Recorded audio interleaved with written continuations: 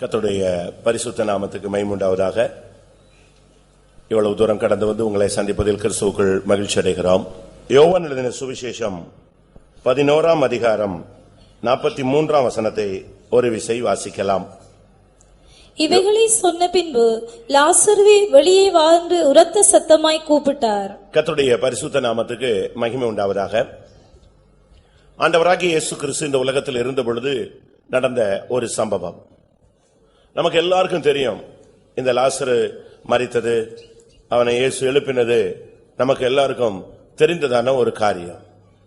ஆனால் தேவன் ஏன் மறுபடியும் அதை நம்முடைய வாழ்க்கையோடு ஒப்பிட்டு பேச வேண்டியிருக்கிறது என்று நாம் சிந்திக்க வேண்டிய ஒரு நேரம் வந்துவிட்டது. ஏன் இந்த கூட்டத்தில் கூட ஒரு கூட்டம் லாசருக்கள் இருக்கலாம். அப்படினால் கர்த்தர் நம்மோடு இந்த வார்த்தையின் மூலமாக பேச விரும்புகிறார். இன்றைக்கு இந்த மாலையில் இந்த கூட்டத்தினுடைய தூது என்னன்னா, வெளியே வா. ஒரு தேவனுடைய பிள்ளை சில காரியங்களிலிருந்து வெளியே வர வேண்டியது அவசியம். சில காரியங்களிலிருந்து நாம் வெளியே வர நமக்கு வாய்ப்புகள் தேவன் கொடுக்கிறார், அழைக்கிறார். சில காரியங்களிலே வெளியே வரும்படியாக கட்டளையிடுகிறார். ஏன் நாம் சில காரியங்களில் சிக்கிக் கொண்டிருக்கிறோம், இல்லாவிட்டால் நாமே போய் விழுந்து கிடக்கிறோம். நாம் சில காரியங்களுக்கு உள்ளே மாட்டிக்கொண்டிருக்கிறோம். இன்றைக்கு நமக்கு இந்த மாலை வேளையில இங்கே வந்திருக்கிற ஒவ்வொரு தேவனுடைய பிள்ளைகளுக்கும் தேவனுடைய வார்த்தை வருகிறது, நீ வெளியே வா. லாசருவை வெளியே வர சொன்ன இடம் எது, சூழ்நிலை எது? இதை நாம் பார்த்தால் அதிசயமாக இருக்கும். இப்ப இந்த ஹாலில் எல்லாரும் உட்கார்ந்து இருக்கீங்க. ஒருத்தர் வந்து உங்க பேரை சொல்லியோ இல்ல சிக்னல் கொடுத்தோ கையை காட்டினா, உங்க வீட்டில இருந்தோ யாராவது ஒரு மெம்பரோ கையை காட்டினா நீங்க எரிஞ்சிருவீங்க, உடனே எரிஞ்சிருவீங்க, போயிடுவீங்க. ஏன்னா உங்களுக்கு கண்ணு இருக்கு பாக்குறதுக்கு, காது இருக்கு கேட்கறதுக்கு. நீங்க கவனிக்கலாம், பக்கத்தில் உள்ள ஆளு உன்னை கூப்பிடுறாங்க பாரு அப்படிம்பாங்க, உடனே எரிச்சு வெளியே ஓடிடுவீங்க. ஆனா இங்க இயேசு கூப்பிட்ட ஆள் வந்து எல்லாம் செயலற்று போய் செத்து போய் அடக்கம் பண்ணி 4 நாள் ஆகி நாரி போன நிலவரத்தில் இருந்த ஒரு மனிதனை இயேசு சொல்றார், நீ எங்க வா, வெளியே வா. லாசரு என்று சொன்னால் கர்த்தர் துணை என்று அர்த்தம். அவனுடைய பேருக்கு ஒரு நல்ல அர்த்தம், கர்த்தர் துணை. கர்த்தர் யாருக்கு துணை? உத்தமனுக்கு கர்த்தர் துணை. இங்கே நான் பார்க்கும் பொழுது இவனை வெளியே வர சொல்றார். இவனுக்கு அம்மா அப்பா இறந்து போயிட்டாங்க, 2 அக்காமார் உண்டு, ஒன்று மார்த்தாள், இன்னொன்று மரியாள். 2 பேரும் வாலிப பிள்ளைங்க, வாழ்க்கை செட்டில் ஆகல. இவனுக்கும் கூட வாழ்க்கை செட்டில் ஆகல. ஆனால் இப்பொழுது இவனுடைய வாழ்வு மரணத்தை நோக்கி போய் கல்லறைக்குள் போய் சிக்கிக் கொண்டது.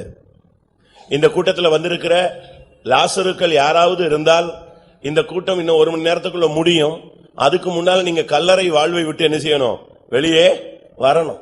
கல்லறைக்குள்ளேயே இருந்துகிட்டு அல்லேலியா போட்டுட்டு இருந்தா ஒண்ணும் நடக்காது. நீ வெளியே வர வேண்டிய நேரம் இதுதான். வாலிபர்களாக இருக்கலாம், வயோதிபர்களாக இருக்கலாம், ஊழியர்களாக இருக்கலாம், வருட அனுபவங்கள் கூடினவர்களாக இருக்கலாம். ஆனா நீங்க சபையில் இருந்தது போல உங்களுக்கு வெளியரங்கமாக தோன்றும். ஆனால் உங்களுக்குள்ளேயே அநேகர் கல்லறைக்குள்ளதான் இருக்கிறார்கள். அநேக வீடுகள் கல்லறை போல்தான் இன்றைக்கும் காணப்படுகிறது. ஏன் இவன் கல்லறைக்கு போனான்? வேதத்தில் சொல்லப்பட்டிருக்கிறது, பாதி வயதிலே என்னை எடுத்துக்கொள்ளாதையும். இவன் பாதி வயது கூட வரல, அதுக்குள்ளே எங்க போயிட்டான்? கல்லறைக்கு போயிட்டான். அவன் ஏன் கல்லறைக்கு போனான்? வாலிப வயதுல கல்லறைக்குள் போனால் எப்படி இருக்கும்? உங்க வாலிப பையன் ஒருத்தன் மரிச்சிட்டான்னு வச்சுக்கோங்க, எப்படி இருக்கும்? இல்லாவிட்ட உங்க வாலிப பெண் ஒன்று மரித்தால் எப்படி இருக்கும்? எவ்வளவு வேதனை இருக்கும்? இதுக்கு காரணம் என்ன? முதலாவது நம் கல்லறைக்கு போனதுக்கு காரணத்தை நாம் விளங்கிக் கொள்ள வேண்டியது அவசியம். ஆண்டவராகிய இயேசு கிறிஸ்து ஒரு நாள் மரியாள் மார்த்தாள் வீட்டுக்கு, லாசரு வீட்டுக்கு வருகிறார். வந்தா ஒரு ஆள் வந்து வீட்டிலேயே இருந்தும் அவங்க உலக கவலையில நெருக்கி ஏவப்பட்டு வேலையை செஞ்சு கலங்கி கொண்டிருந்ததாக பைபிள் சொல்லுகிறது. ஒரே ஒரு ஆள் ஆண்டுடைய பாதத்தில் உட்கார்ந்து கொண்டிருந்ததாக வேதம் சொல்லுகிறது. நல்ல பங்கை தெரிந்து கொண்டார். ஆனா 3வது பர்சன், 3rd பர்சன் அங்க இல்லவே இல்லை. இயேசு அவனை சந்திக்கும்படியாக, இந்த கல்லறைக்குள்ளே போகாமல் இருக்கும்படியாக, அவனுக்கு ஒரு வியாதியே வராமல் இருக்கும்படியாக, அவனுக்கு ஒரு அடக்காரனை நடக்காமல் இருக்கும்படியாக இயேசு அவனை சந்திக்கும்படியாக அவன் வீட்டுக்கு வந்திருந்தார். ஆனா வந்திருந்த இடத்துல யாரும் இல்ல. சிலர் ஊழியக்காரங்க வரும்போது வீட்டில் இருக்க மாட்டாங்க. இதே போல இயேசு வரும்பொழுதும் சிலர் வீட்டில் என்ன செய்ய மாட்டாங்க, இருக்க மாட்டாங்க. ஒரு இடத்துல ஒரு தீர்க்க தரிசனம் வந்தது. நான் உன்னை சந்திக்கும்படியாக காலை 4 மணிக்கு உன் வீட்டுக்கு வந்தேன், நீயோ என்னை சந்திக்க எழும்பவே இல்லை. எப்படி இருக்கும்? நான் உன்னை சந்திக்க வந்தேன், ஆனா நீ என்னை சந்திக்கிறதுக்கு என்ன இல்ல, ரெடியா இல்ல. யோசிச்சு பாருங்க. இயேசு கிறிஸ்து இவனுடைய வீட்டை தேடி வீட்டுக்குள்ள வந்து உட்கார்ந்து இருக்கிறார். ஆகாரம் ரெடி ஆகுது, டைம் ஆகிட்டே இருக்கு. ஆனா லாசர் எங்க இல்ல. பேரு மட்டும்தான் கர்த்தர் துணை. ஆனா கர்த்தர் துணை இல்லாத ஒரு வாழ்க்கையை அவன் வாழ்ந்து கொண்டிருந்தான். ஆனாலும் இயேசு அவனை நேசித்தார் என்று யோவான் எழுதின சுவிசேஷம் சொல்லுகிறது. ஆண்டவரே, நீர் சிநேகிக்கிறவன் என்ன செய்கிறான்?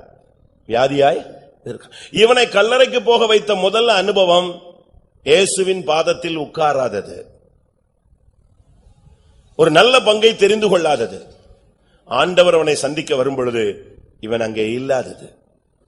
இப்படிப்பட்ட அனுபவம் உங்களுக்குள் இருக்கிறதா என்பதை முதலாவது நீங்கள் சிந்திக்க வேண்டும். இரண்டாவது, அவனுக்கு ஒரு வியாதி ஏற்பட்டது. வியாதியினுடைய ரீசன் சொல்லல, இல்லாட்ட வியாதியினுடைய என்ன வியாதின்னு சொல்லல.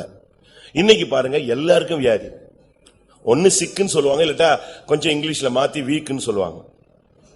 அவ்வளவுதான். எல்லாருக்கும் இந்த பிரச்சனை இருக்கு. சிக்கு இல்லைன்னா வீக், அப்படிதானே? எல்லாருக்கும் இருக்கும். சின்ன பிள்ளைகளுக்கு கேட்டாலும் இருக்கும், பெரியவங்களுக்கு கேட்டாலும் இருக்கும். இந்த வீக் வீக் வீக்னு சொல்லி சொல்லி இது கொஞ்சம் நல்ல சிக்கா என்ன செய்யும், ப்ரமோஷன் ஆயிடும். அதுக்கு பிறகு இவங்க கொஞ்சம் நல்ல வியாதியஸ்தருங்கிற ஒரு பட்டத்தை இவங்களே தொங்க விட்டுக்குவாங்க. இப்படித்தான் நம்முடைய அநேகருடைய லைஃப் போய்கிட்டே இருக்கு. இவன் வியாதிப்பட்டான், உடனே இயேசுக்கு சொல்லிவிட்டாங்க. இயேசு வந்த நேரத்துல நாம இல்லாத பட்சத்துல இயேசுவை கூப்பிட்டா என்ன செய்ய மாட்டாரு, அவர் வரவே மாட்டாரு. ஒரு நாள் 2 நாள் டைம் போய்கிட்டே இருக்கு, அவர் வரவே இல்லை. உன்னுடைய வியாதிக்கு ஆவிக்குரிய வியாதிகளை நான் சொல்றேன், 2-3 சொல்றேன். உலக பிரகாரமான வியாதி உங்களுக்கு எல்லாருக்கும் தெரியும். பாதி பேர் இந்த வியாதியில மாட்டிட்டு இருக்காங்க, பாதி பேர் இந்த வியாதியில பயத்துல இருக்கிறாங்க. இந்த வியாதியில செத்து போயிடுவானோன்னு பாதி பேருக்கு என்ன இருக்கு, பயம் இருக்கு. ஆனா ஆவிக்குரிய வியாதிகள், இன்னைக்கு பல வியாதிகள் வருது. அதுக்கு பல காரணம் நமக்கு தெரியும், பல காரணம் நமக்கு தெரியாது. ஆனா பைபிள்ல சில வியாதிகளுக்கு காரணங்கள் சொல்லி இருக்கு. அதை நம்ம விளங்கிக் கொள்ள வேண்டியது அவசியம். 2 நாளாகமம் 16ஆம் அதிகாரம் 7, 8, 9, 10, 11, 12 வசனங்களை நீங்க படிச்சு பாத்தீங்கன்னா, டைம் இல்லாத நான் ரொம்ப ஸ்பீடா போவேன். கால் வியாதி, அவனுடைய காலிலே என்ன இருந்தது, வியாதி இருந்தது. காரணம், அவன் மனிதர்களை சார்ந்து கொண்டான், கொடூரமாய் நடத்தினான் என்று ஒரு ராஜாவை குறித்து சொல்லியிருக்கிறார். இந்த ராஜாவுக்கு ஒரு வியாதி வந்தது, அவனுடைய கால்களில் வியாதி. இது ஆவிக்குரிய ஜீவியத்துல நடக்கை சரியில்லாததை காண்பிக்கிறது. நம்ம எல்லாரும் பைபிளை தூக்கிட்டோம், இந்த மார்க்கத்துக்குள்ள அடியெடுத்து வச்சாச்சு. ஆனா நம்மில் அநேகருக்கு இன்னும் கேரக்டர் வைஸ்ல ஒரு தெய்வீகம் என்ன செய்யல, வரல. அந்த வயதுக்கேற்ற பக்குவம் வரல, அந்த வயதுக்கேற்ற தெய்வீகம் நமக்குள்ள வரல. 2 நாளாகமும் 16ஆம் அதிகாரத்தில் பார்க்கும் பொழுது வேதம் தெளிவாக சொல்லுகிறது. 7ஆம் வசனத்தில் சொல்லி இருக்கிறது, நீ கர்த்தரை சார்ந்து கொள்ளவில்லை, நீ மனிதனை சார்ந்து கொண்டாய், அதனால இது முதற்கொண்டு உனக்கு யுத்தங்கள் நேரிடும். 10ஆம் வசனத்தில் சொல்லி இருக்கிறது, அவன் சிலரை கொடூரமாய் நடப்பித்தான், அப்படினால் அவன் கால்களில் வியாதி கண்டான் என்று 12ஆம் வசனம் சொல்லுகிறது. இவனுடைய வியாதிக்கான காரணம் கர்த்தரை சார்ந்து கொள்ளவில்லை. சிலரை கொடூரமா நடத்தினான். நம்முடைய சுவாவங்களின் அடிப்படையில தான் ஆவிக்குரிய ஜீவியத்தில் சில வியாதிகள் என்ன செய்கிறது, அனுமதிக்கப்படுகிறது. 2ஆம் நாளாகமம் 21ஆம் அதிகாரம் 13, 14, 15 வசனங்களை பார்க்கும் பொழுது, இங்கே ஒரு ராஜா தீராத வியாதியினால் பாதிக்கப்பட்டான். அவனுக்கு வந்த வியாதி என்ன தெரியுமா, குடல் வியாதி. 18ஆம் வசனம் சொல்லுகிறது, அவன் குடல்களில் உண்டான தீராத நோய். நாளுக்கு நாள் அவன் குடல் இத்து போய்கிட்டே இருந்துச்சான். 15ஆம் வசனம் சொல்லுகிறது, நீயோ குடல் நோயினால் உன் குடல்கள் நாளுக்கு நாள் இற்று விழுமட்டும் கொடிய வியாதியினால் பாதிக்கப்படுவாய். குடல் வியாதி. இதுக்கு காரணம் என்ன? இது ஒரு ஆவிக்குரிய வியாதிதான். அவனுடைய அந்த வியாதிக்கான காரணம் தெளிவாக சொல்லி இருக்கிறது. அது அவனுக்குள்ள இருந்ததான பகை. நல்ல சகோதரர்களை, தன்னுடைய சொந்த சகோதரர் எல்லாம் கொன்னுட்டான். அதனால அவனுக்கு இந்த வியாதி வந்ததாக சொல்லியிருக்கிறார். தன் சகோதரனை பகைக்கிறவன் மனுஷ கொலை பாதகன். கண்ட சகோதரனிடத்தில் அன்பு கூறாதவன் காணாத தேவனிடத்தில் எப்படி அன்பு கூறுவான். நம்ம இந்த பிரசங்கத்தை ரொம்ப நல்லா பண்றோம், ஆனா நமக்குள்ளதான் பயங்கரமான பகைகளும் ஸ்ட்ராங்கா இருக்கு. தயவு செய்து இந்த தன்மைகள் மாற வேண்டிய ஒரு காலம் வந்து விட்டது. இதெல்லாம் உன்னைய கல்லறைக்கு இழுத்துட்டு போற ஒரு ஆவி, ஒருத்தர் நேசிக்க முடியாதது, மனிதனை தேவனை சார்ந்து கொள்ளாமல் மனிதனை சார்ந்து கொள்வது, கொடூரமான செயல்களை செய்வது, நம்முடைய சொந்த சகோதரர்களை பகைத்து மனுஷ கொலைபாதகர்களாய் மாறுவது, இவைகள் எல்லாம் நமக்கு சில வியாதிகளை கொண்டு வந்து விடுகிறது. தானியேல் 8 அதிகாரம் 27 வசனத்துல ஒரு சொப்பனம் கண்டான், ஒரு தரிசனம் கண்டான். அது ஒரு பெரிய கலக்கமாயி அவனை வியாதியில படுக்க வச்சிருச்சு. தானியேல மாதிரி ஆண்டவருக்கு பிரியமான மனுஷன் ஒருத்தனுமே இல்ல. ஆனா ஒரு சின்ன இன்சிடென்ட், ஒரு சொப்பனம், ஒரு தரிசனம் அவனை கலக்கத்துக்கு உண்டாக்கி அவனை சாப்பிட விடாம ஆக்கி அவனை எங்க கொண்டு போய் சேர்த்துருச்சு? வியாதியஸ்தனாய் மாற்றினது. இப்படிப்பட்ட வியாதிகள் நமக்குள்ள இருக்கா? 1 கொரிந்தியர் 11:30 பார்க்கும் பொழுது, கர்த்தருடைய பந்தியில அபாத்திரமாய் போஜனம் பானம் பண்ணுகிறதுனால நம்மில் அநேகர் பலவீனர்களும் வியாதியஸ்தருமாய் மாறி இருக்கிறோம். ஒரு சிலர் செத்ததுக்கு நமக்கு காரணம் தெரியாது. ராபோஜனத்துல தவறான விதத்துல பங்கெடுத்ததுனாலதான் ஒரு சிலர் நினைஞ்சாங்க, செத்தும் கூட போயிருக்காங்க. இப்ப நமக்குள்ள வியாதியை பாருங்க. இப்படிப்பட்ட வியாதிகள் எத்தனை பேருக்கு இருக்குன்னு யோசிச்சு பாருங்க. 2 சாமுவேல் 12 அதிகாரம் 15 வசனத்துல ஒரு குழந்தை மரித்தது. பயங்கரமான வேதனையில அந்த குழந்தை மரித்தது. கர்த்தர் அடிச்சு அந்த குழந்தை கேவலமா செத்து போச்சு. அதுக்கு காரணம் யார்? அபிஷேகம் பண்ணப்பட்ட தாவீது. உன் பிள்ளையினுடைய வியாதிக்கு என்ன காரணங்கிறத பெற்றோர்கள் கொஞ்சம் உட்கார்ந்து பார்க்கணும். ஆண்டுடைய சமூகத்தில் உட்கார்ந்து அழணும். அதெல்லாம் நீங்க செய்யாவிட்டால் நமக்கு இந்த நாட்களில நமக்கு சில காரணங்கள் புரியாமலே போயிடும். கேள்விகள் இருக்கும், பதிலே நிச்சயாது கிடைக்காது. 2 ராஜாக்கள் 1 அதிகாரம் 2 வசனத்துல ஒரு ராஜா மேல் வீட்டில இருந்து கீழே விழுந்தான். கிராதியின் வழியா விழுந்தான். அவன் கால்களில் வியாதிப்பட்டான். நான் பிழைப்பனா சாவனான்னு கேட்டு விட்டான்.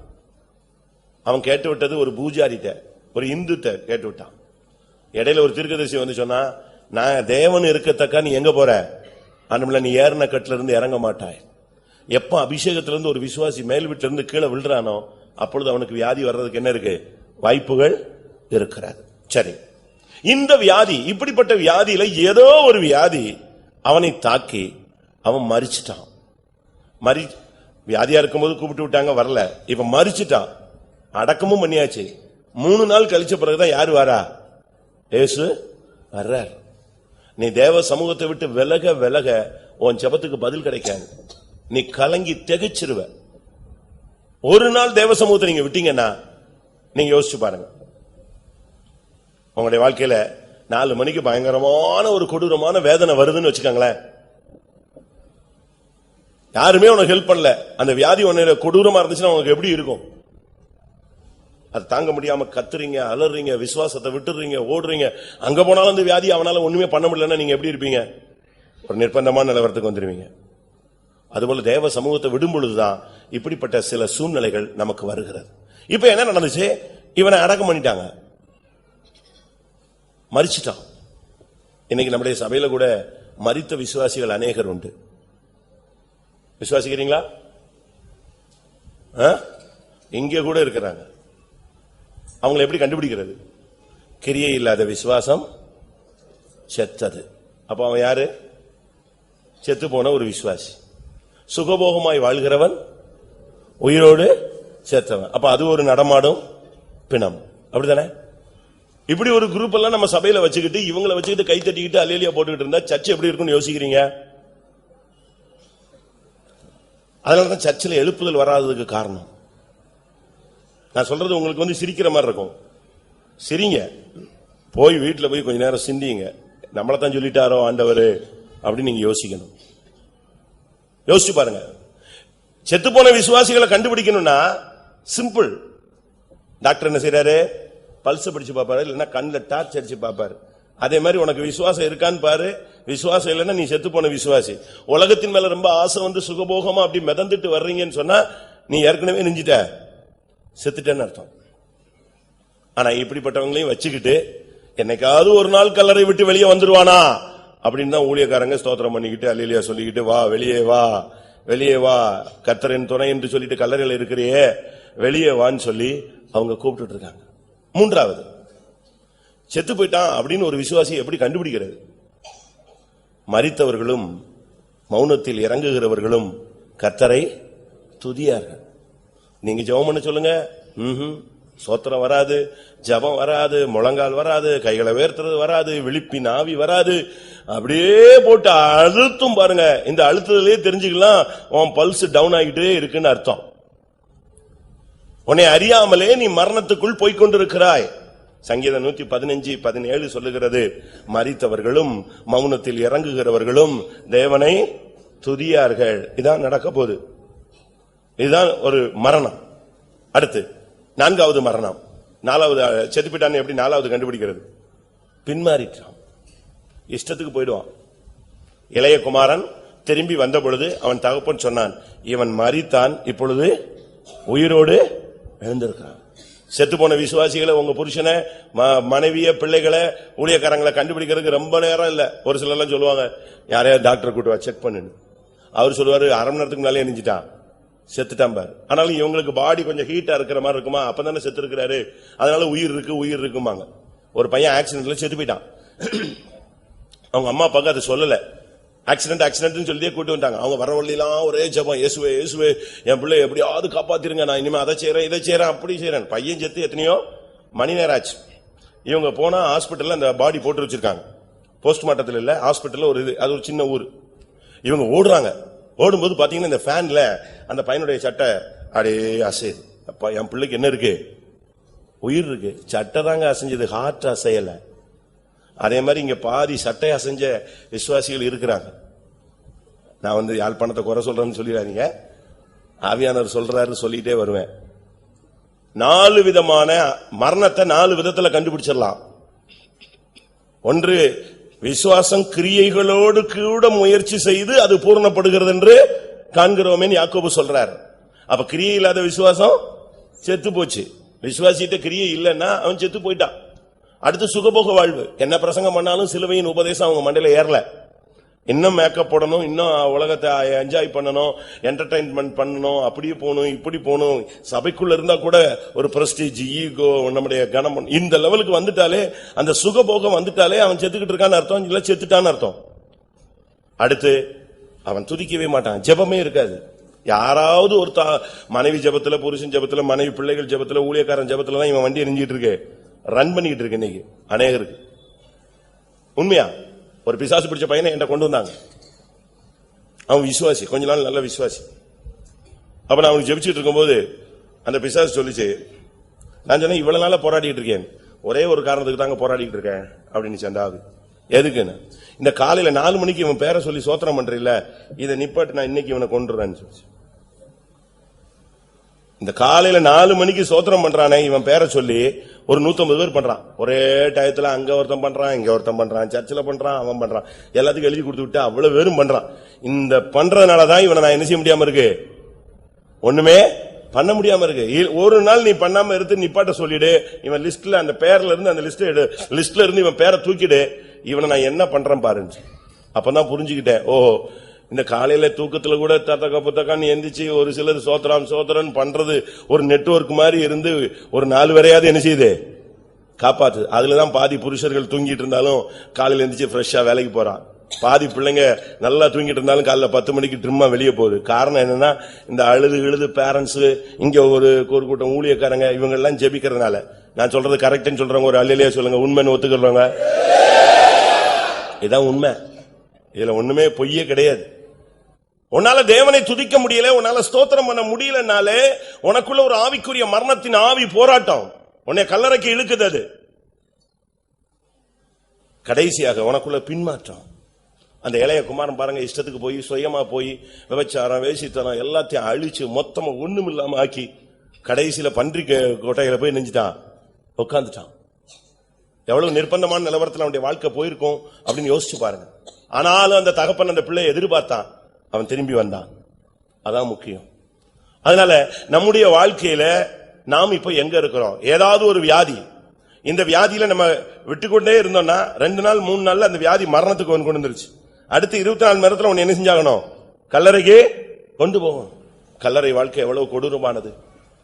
கல்லறை வாழ்க்கையை எப்படி கண்டுபிடிக்கிறது? அது வெள்ளையடிக்கப்பட்ட கல்லறை, திறக்கப்பட்ட அவர்களுடைய தொண்டை, திறக்கப்பட்ட பிரேத குழி. திறந்துட்டா ஒருத்தனும் நிக்க மாட்டான். ஒரு பாஸ்டர் அடக்காராதனைக்காக நான் கூட இருந்தேன். ஒரு பாஸ்டர் தான். ஃபர்ஸ்ட் அவர் இறந்த உடனே நல்லா குளிப்பாட்டாம விட்டுட்டாங்க, கிளீன் பண்ணாம விட்டுட்டாங்க. அதனால என்ன ஃப்ரீசர்ல வச்சாலும் அந்த ஸ்மெல்ல என்ன செய்ய முடியல, தாங்க முடியல. அதுக்கு பிறகு கடைசி நேரத்தில் கிளீன் பண்ண போனா, கிளீன் பண்ண போனவெல்லாம் மயங்குறான், வாமிட் பண்றான், நிக்க முடியாத ஒரு கண்டிஷன். இதுதான் கல்லறை வாழ்க்கை. அந்த பெண் சொல்றா, தன்னுடைய தம்பி தான் செத்து போயிட்டான், இயேசு சொல்றா நான் கல்லறைக்கு வர்றேன்னு. அப்ப அவர் சொல்றா, நாரும் என் சொந்த தம்பி தான், ஆனா கல்லறையில வச்சு 4 நாள் ஆயிடுச்சு, அவன் நிச்சயமா ஆண்டவரே என்ன செய்யும், நாருமே. அவளே வாயை திறந்து சொல்றா, உன் குடும்பமே சொல்லும், என் வாழ்க்கை சரியில்லை, என் புருஷன் சரியில்லை, என் மனைவி சரியில்லை, என் பிள்ளைகள் சரியில்லை. இப்படிப்பட்ட ஒரு அறிக்கைக்கு நீ வந்து விட வேண்டிய ஒரு சூழ்நிலை. இப்பொழுது நாருமே 4 நாள் ஆயிற்று. கல்லறை மனிதனை விட்டு பிரிப்பது, கல்லறை மனிதனை தேவனை விட்டு பிரிப்பது, மற்றவர்களை துக்கப்பட வைக்கும். கல்லறைக்கு போகணும்னு சொன்னா எவ்வளவு வேதனை. உங்களுடைய வாழ்க்கையில இப்படிப்பட்ட ஒரு சூழ்நிலை இருக்கிறதான்னு பாருங்க. மார்க் 5ஆம் அதிகாரம் 2ஆம் வசனத்துல சாகாமலே ஒருத்தன் கல்லறையில இருந்தான். அவன் யார் தெரியுமா? பிசாசு பிடிச்சவன். அவன் சாகல, லாசருவாது செத்து அடக்கம் பண்ணப்பட்டாச்சு. ஆனா சாகாமலே கல்லறை தோட்டத்தில் சுத்திட்டு இருந்த ஒரு ஆள் இருக்கான். யாரு? ஒரு மனுஷன். லேகியம்ங்கிறது அவனுக்குள்ள இருக்கிற ஆவியனுடைய கவுண்டிங். 2000 பிசாசு 6000 பிசாசு ஒருத்தனை பிடிச்சி அவனை வீட்டுல இருக்க விடாம அவனை எங்க கொண்டு போய் உட்கார வச்சிருச்சு? கல்லறையில. ஒரு பெண் ஒரு பையனை விரும்பினா, அந்த பையனும் பொண்ணை விரும்பினா, போயிட்டாங்க 2 பேரும். வீட்டை விட்டு இவன் வீட்டை விட்டு வந்துட்டான், அவன் வீட்டை விட்டு வந்துட்டான். ஓடி எவ்வளவோ தூரம் போய் நல்லா இருந்தாங்க. திரும்ப இந்த பேரண்ட்ஸ்ல பையனுடைய அம்மா அப்பா என்ன பண்ணிட்டாங்க, உன்னையே வச்சுக்கிறேன், மருமகளா ஏத்துக்கிறேன், என் பையனை கூப்பிட்டு வீட்டுக்கு வந்துட்டாங்க. வீட்டுக்கு வந்த உடனே இவளை மறக்க அவங்க ஒரு செய்வனை செஞ்சு வச்சாங்க. ஒரு பிசாசு ஏவி விட்டாங்க. பிசாசு ஏவி விட்டா பையன் வேலைக்கு போவான், சாயங்காலம் வருவான், வீட்டுல சாப்பிடுவான். அது பிறகு புறப்பட்டு போனான்னா வரமாட்டான், காலில் தான் வருவான். எங்கடா போறான், சினிமாவுக்கு போயிடறானா, தண்ணி அடிச்சிடறானா, எங்கேயாவது படுத்துறானான்னு பார்த்தா இந்த ஆவி சாயங்காலம் ஒரு 7 மணிக்கு இவனை கல்லறைக்கு கொண்டு போய் படுக்க வைக்கும். தூங்குறது எங்க? கல்லறையில. எப்படி இருக்கும்? அந்த பெண் நம்ம கோயிலுக்கு வந்தா என்கிட்ட சொன்னா, எங்க வீட்டுக்காரர் வீட்லயே தூங்க மாட்டேங்கிறாரு, என்ன பிரச்சனை? இவங்க இப்படி கூட்டு வந்தாங்க, இப்ப என்ன பண்ணாங்கன்னே தெரியல, டெய்லி எங்க தான் போய் படுக்கிறாரு? கல்லறையில தான் படுக்கிறான். காலைல எந்திரிச்சு வரான். மாலையோ புயலோ பிசாசோ அதெல்லாம் இல்ல, ஏன்னா இவனுக்குள்ள இருக்கிறதே பெரிய பிசாசு போயிடுறான். இப்ப அந்த புள்ள போய் கேட்டுச்சான், நீங்க கூட்டு வந்தீங்க, எங்க வீட்டுக்காரருக்கு இப்படி ஆயிடுச்சு. அதான் அவன் சரியில்லம்மா, நீ அவனை விட்டு போயிரு, அவனை நம்பாத, நீ போயிரு அப்படின்னாங்க. எப்படி இருக்கும் வாழ்க்கை பாருங்க. கல்லறை வாழ்க்கை. பிசாசு பிடிச்சு அவனை கல்லறையில கொண்டு போய் தள்ளிடுச்சு. அவன் தன்னை காயப்படுத்தி கொண்டான், வஸ்திரம் இல்லாமல் இருந்தான், மற்றவர்களை காயப்படுத்தினான், கத்தி கொண்டிருந்தான். அவன் நிலவரமே மோசம்.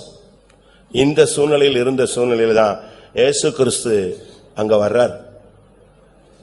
இன்னைக்கு இந்த கூட்டத்துல யாழ்ப்பாணத்துல கர்த்தர் இதை பேசுறாருன்னு சொன்னா, இன்னைக்கு நீ வெளியே வரணும், பின்மாற்றத்திலிருந்து நீ வெளியே வரணும். உன் வியாதிக்கு சில காரணங்கள் உண்டு, அதை இப்ப உன் ஆவியானவர் பேசிட்டார். அந்த காரணம் இப்ப உனக்கு உன் மனசாட்சிக்கு தெரியும்.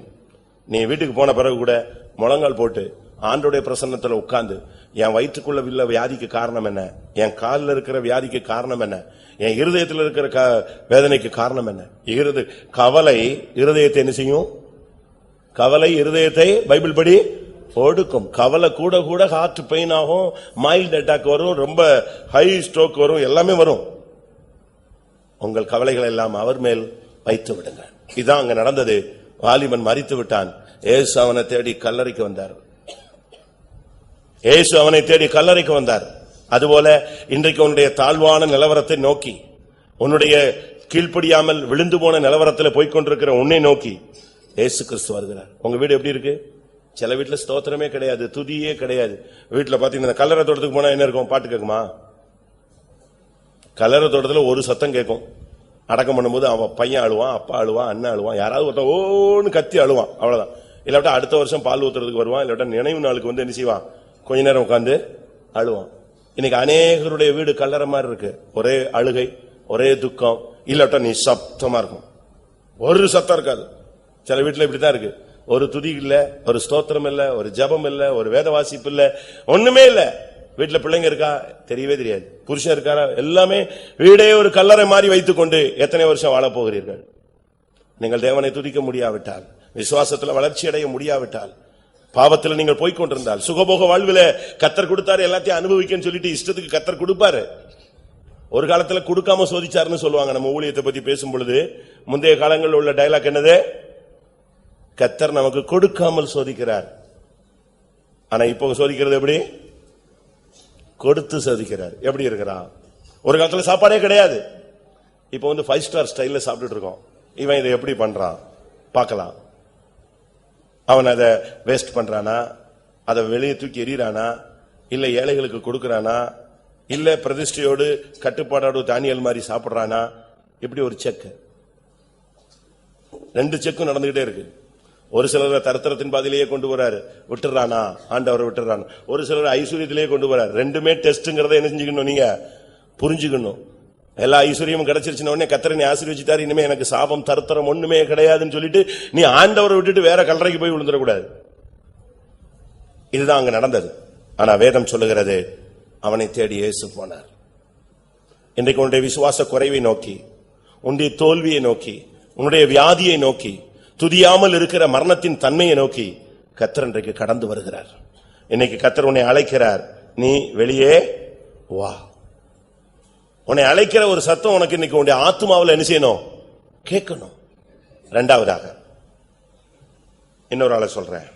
ஆதியாகமம் 19:12. நம்ம எல்லாருக்கும் ரொம்ப தெரிஞ்ச ஒரு பிரதர் அவரு. ஆதியாகமம் 19:12 லோத்தை நோக்கி கர்த்தர் பேசினார், வா வெளியே.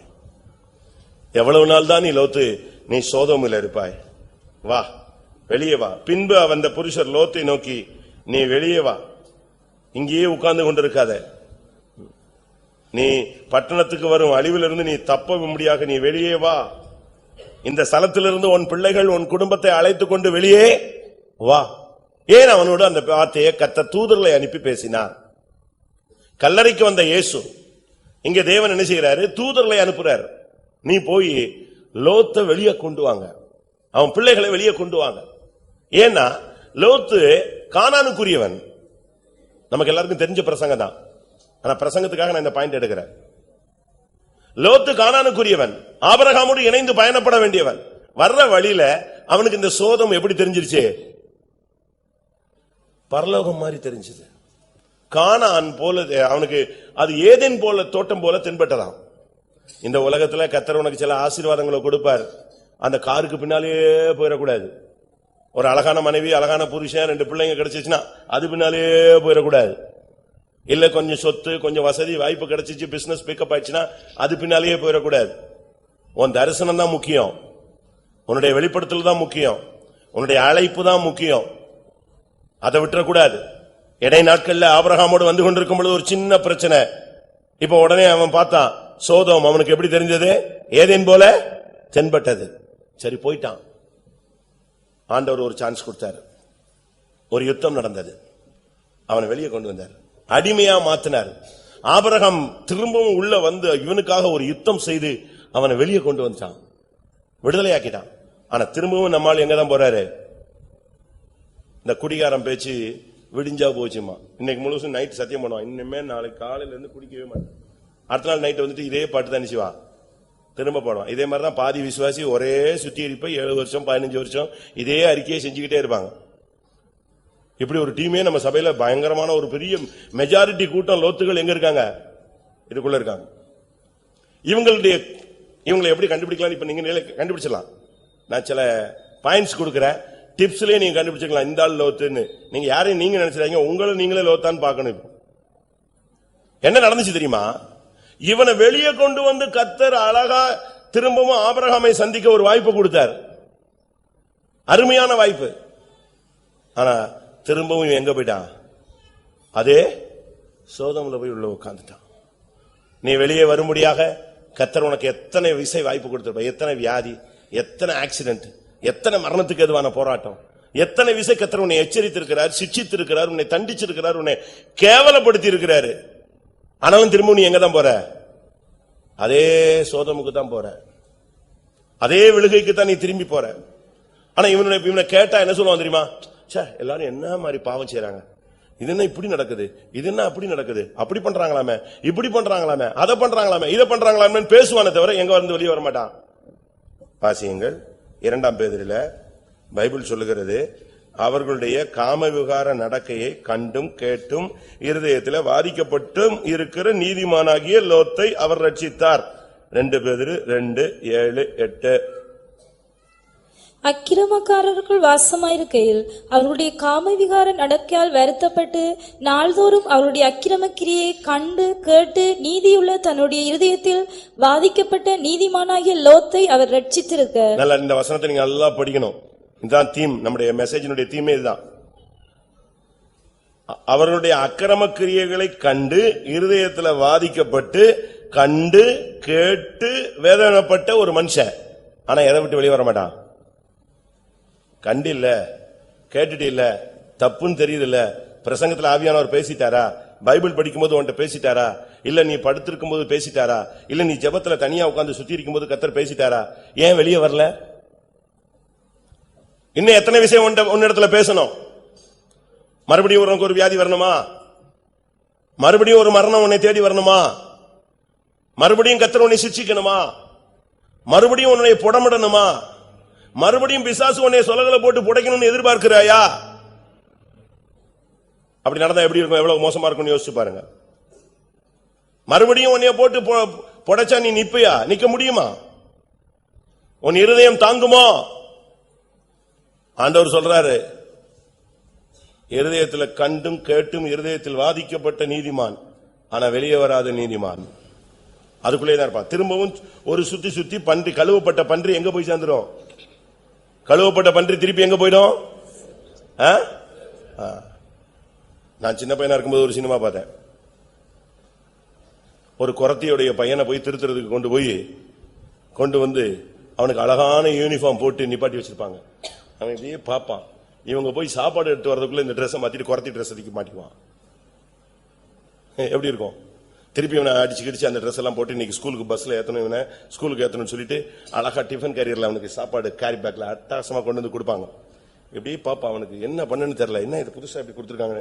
எப்படி பாப்பா அவங்க எங்கேயோ போயிட்டு வரதுக்குள்ள, புக்குக்கெல்லாம் எடுத்துட்டு வரதுக்குள்ள டக்க டக்க டக்க டக்குன்னு சாப்பாடெல்லாம் தூக்கி தகரட்டின்ல போட்டு தூக்கி தோல்ல போட்டுக்குவான். ஏன்னா இவன் யாரு? இவனுடைய பழைய மனுஷன் எது? அதுதான் இப்ப உனக்குள்ள வருது. திரும்பவும் அந்த பழைய மனுஷனுடைய வேஷத்துக்கு தான் நம்ம போறோம். கர்த்தர் உன்னை விடுதலை ஆக்குறதுக்கு இன்னும் என்ன செய்யணும் நீங்க எதிர்பார்க்கறீங்க? பாவ வாழ்க்கையில இருந்துட்டு வேதனைப்படுறீங்க, கரெக்ட். வேதனைப்பட்டா நீ எங்க வரணும்? வெளியே வரணும். நீ அதுலயே சிக்கிக்கிட்டு இருக்க கூடாது. சரி, இரக்கம் உள்ள தேவன் வேலையை பாருங்க. இப்ப தூதனை அனுப்பி இவனை கைய பிடிச்சு தர தர தர தரன்னு இழுத்து கொண்டு வந்து விட்டார். ஆண்டவர் எவ்வளவு நேசிக்கிறார். இன்னைக்கு இந்த கூட்டத்தில் இந்த மெசேஜ் உன்னை இழுத்துட்டு வெளியே வரும் நான் விசுவாசிக்கிறேன். கண்டும் கேட்டும் இருதயத்தில் வாதிக்கப்பட்டு இதிலேயே சிக்கி திரும்ப திரும்ப திரும்ப இந்த சோதமிலேயே சுத்தி கொண்டிருக்கிற, சோதம் சொன்னா சுண்ணாம்பு நிலம், மறுபடி தோல்வி. சுண்ணாம்பு நிலத்துக்குள்ள போனா எப்படி இருக்கும் தெரியுமில்ல? சுண்ணாம்பு கால்வாய்க்குள்ள போயிட்டு வந்தீங்கன்னா கொஞ்சம் வச்சு பாருங்க, கைய காலை வச்சு பாருங்க, வெந்துருவ. மறுபடியும் அதே பாவ வாழ்க்கைக்கு நீ போக கூடாது. இப்ப தேவன் இரக்கம் உள்ளவர். ஆபிரகாமுடைய ஜெபத்துக்கு பதில் கொடுக்கிறாரு. உனக்காக ஏதோ ஒரு ஊழியக்காரன் ஜெபிக்கிறான், ஏதோ ஒரு விசுவாசி எங்க இருந்தோ ஜெபிக்கிறாங்க. அந்த ஜெபம் ஆண்டவர் இரக்கம் செஞ்சு. ஆபிரகாம் ஜெபிக்கிறான், ஆண்டவரே 50 நீதிமான் இருந்தால் அவனை அழிப்பீரோ, 40 இருந்தால் அழிப்பீரோ.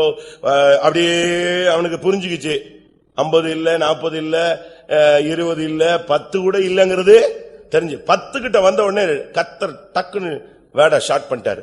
இவன் அதுக்கு அடுத்து எங்க வந்துருவான்? 4 பேர்ட்ட வந்துருவான், 2 பேர்ட்ட வந்துருவான். லாஸ்ட் அவன் மனைவி பிள்ளைகளை விட்டா கூட யாரை விட்டுறாதீங்க, லோத்தை விட்டுறாதீங்கன்னு கேட்டுருவான்ட்டு அப்படி நிப்பாட்டாரு, கட் ஷாட் பண்ணிட்டார். ஆனாலும் தேவன் இவனுக்காக 2 தூதர்ல அனுப்புனார், 4 பேரை வெளியே இழுக்கிறது. அந்த பொண்ணுங்களையும் அந்த அம்மாவையும் அந்த பிரதரையும் இழுத்துட்டு வர்றதுக்கு அந்த 2 தூதர்களும் பட்ட பாடு. நைட்டெல்லாம் உட்கார்ந்து பேசுறாங்க, வந்துரு வந்துரு வந்துரு வந்துரு. உனக்கு எத்தனை பிரசங்கம் வேணும்? இன்னும் புதுசா பிரசங்கம் பண்ணணுமா? இன்னும் பாம்பாட்டிகள் வந்து வினோதமா உனக்கு ஊதணுமா?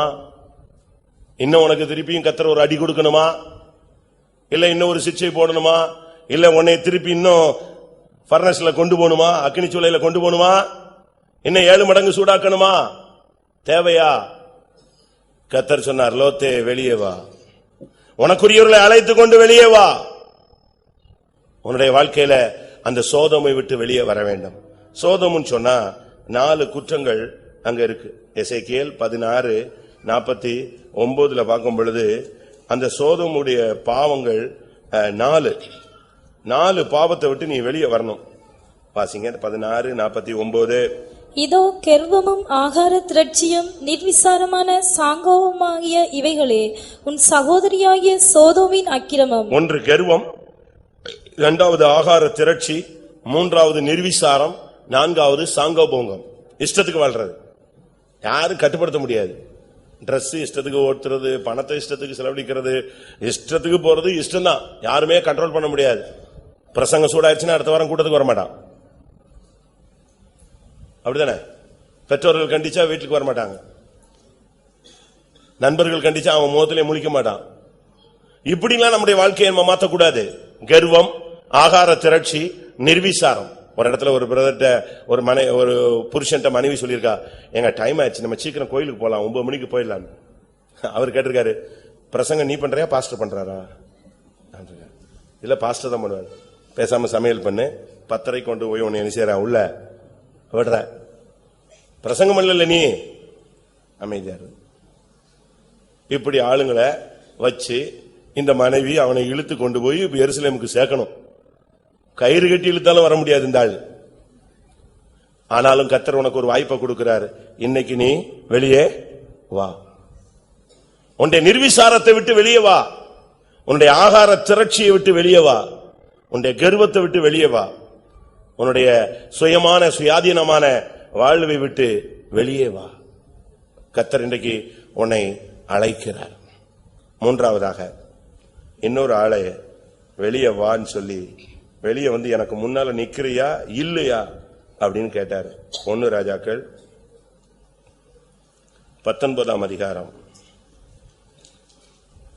11, 9, 11 வாசிங்க. 1 ராஜாக்கள் 19ஆம் அதிகாரம் 9, 11. அங்கே அவன் ஒரு கெவிக்குள் போய் தங்கினான். இதோ கர்த்தருடைய வார்த்தை அவனுக்கு உண்டாகி, அவர் எலியாவே, இங்கே உனக்கு என்ன காரியம் என்றார். அப்பொழுது அவர், நீ வெளியே வந்து கர்த்தருக்கு முன்பாக பர்வதத்தில் நில் என்றார். போதும்.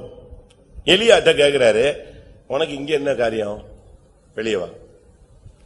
இவ்வளவு நேரம் நம்ம பேசுனதெல்லாம் நார்மல் ஆளுங்க. செத்து போய் கல்லறையில் இருக்கிறவன வெளியே வான்னு சொன்னாரு, அது ஒரு கஷ்டமான காரியம். லோத்து அதுக்குள்ள விட்டு வெளியவே வரமாட்டான், அவனை கைய பிடிச்சு இழுத்து கொண்டு வந்தாரு. இவனும் வித்தியாசமான ஆள். ஆனா இவர் இப்ப நான் சொல்ற ஆள் எலியா ஒரு பவர்ஃபுல் மேன். ஜெபிச்சான்னா அதுல மாற்றமே கிடையாது. ஒரு ஜெபம் பண்ணிட்டான்னா அதுக்கு பிறகு அது யாருமே எடுக்க முடியாது. என் வாக்கின்படி அன்றி இஸ்ரவேலிலே பனியும் மழையும் என்ன செய்யாது, பெய்யாது என்று கர்த்தருடைய ஜீவனை கொண்டு ஆணையிடுகிறேன். 3 வருஷம் மழையே பெய்யல, பனியே பெய்யல. ஒரே ஜெபம், அக்கினி அப்படி பத்தி எரியும், பலி அங்கீகரிக்கப்படும். 450 பாகாலின் தீர்க்கதரிசிகள் என்ன செஞ்சிருவான், கொன்றுவான். வானத்தை அடைப்பான், திறப்பான். அவன் என்னென்ன நினைக்கிறானோ அவ்வளவும் செய்வான். அப்படிப்பட்ட ஒரு மனுஷன். உங்க ஜெபத்துல அப்படி ஒரு நிச்சயம் இருக்கா?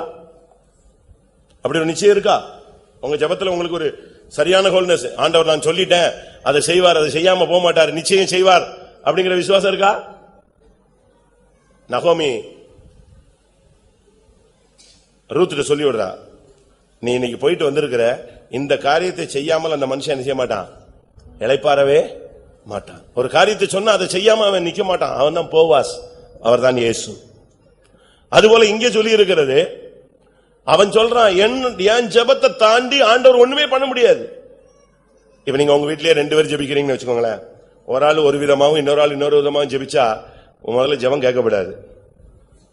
ஆனா உங்க ஜெபத்துல உங்களுக்கு நிச்சயம் இருக்கா? ஒரு பாஸ்டர், ஒரு பிரதர், அவர் என்ன பண்றாரு, அவருக்கு விரோதமா ஒரு ஊழியக்காரரு பயங்கரமா எழும்பி கிரியை செஞ்சிட்டார், பேரை கெடுத்துட்டாரு, ஊழியத்தை கெடுத்துட்டாரு, எல்லாத்தையுமே ஸ்பாயில் பண்ணிட்டாரு. இவருக்கு பயங்கர டென்ஷன் ஆயிடுச்சு. ஆண்டவரே என்ன பண்ணுகிறீர் அப்படின்னாரு. அந்த தொந்தரவு பண்ண ஊழியக்காரன் வியாதி ஆயிட்டான், பட்டுட்டான்.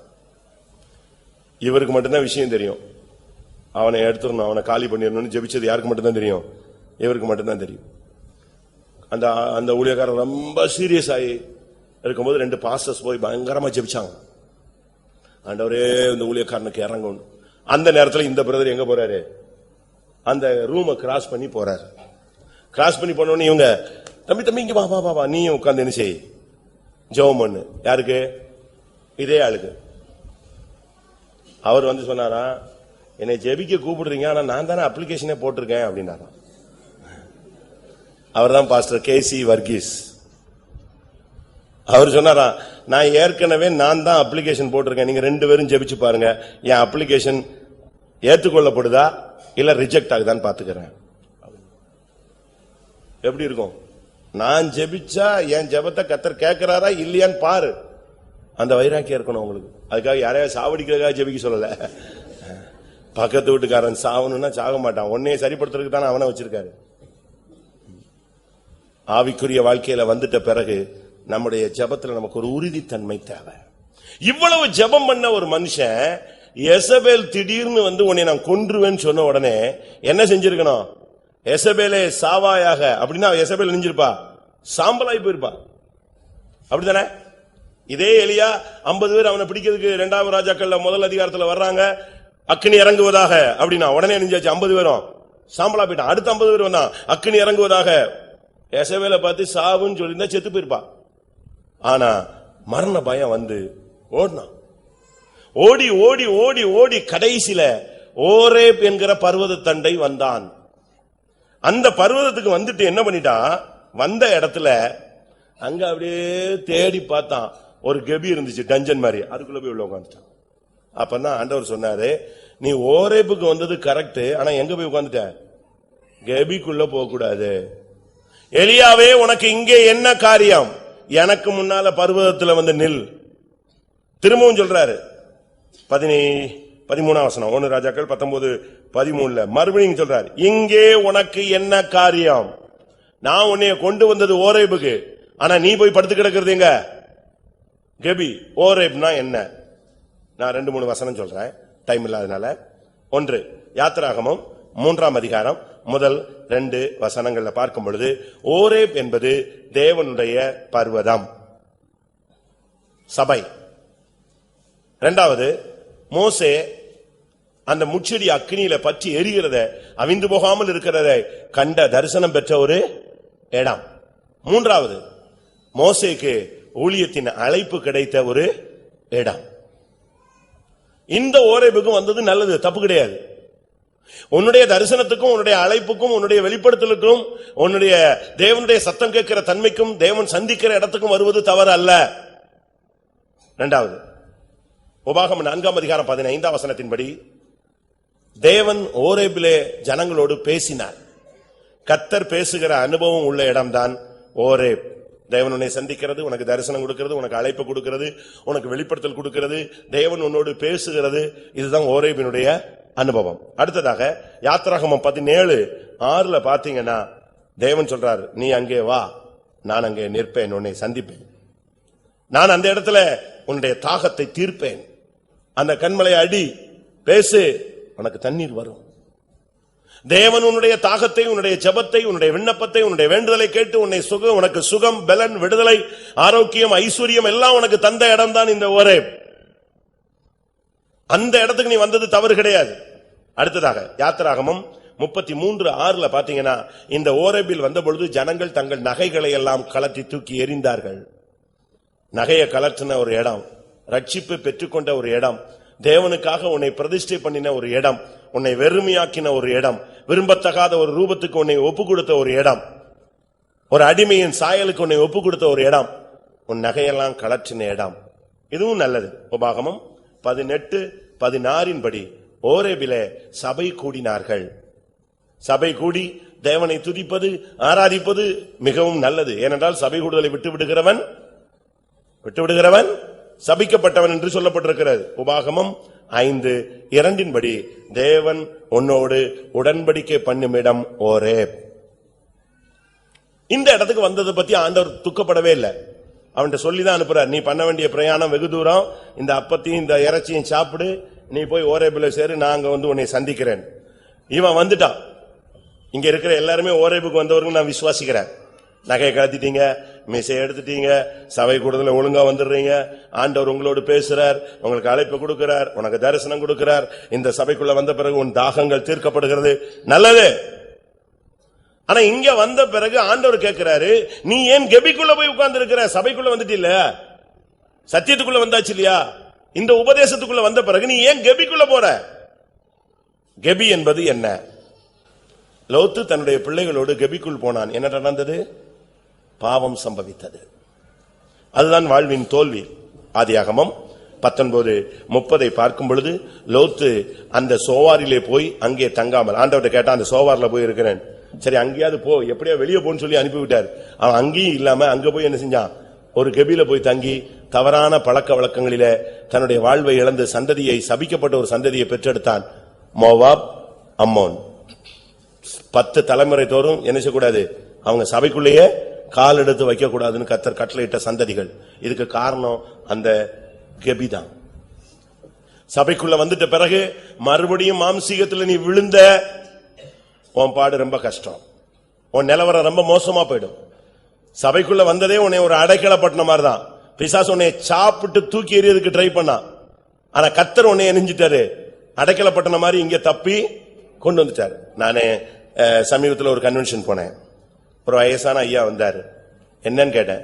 ஐயா, 14 வருஷத்துக்கு முன்னால எனக்கு ஒரு செய்வனை இருந்துச்சு, கையெல்லாம் வியாதி, மரணத்தை நோக்கி போராடிக்கிட்டு இருந்தேன்.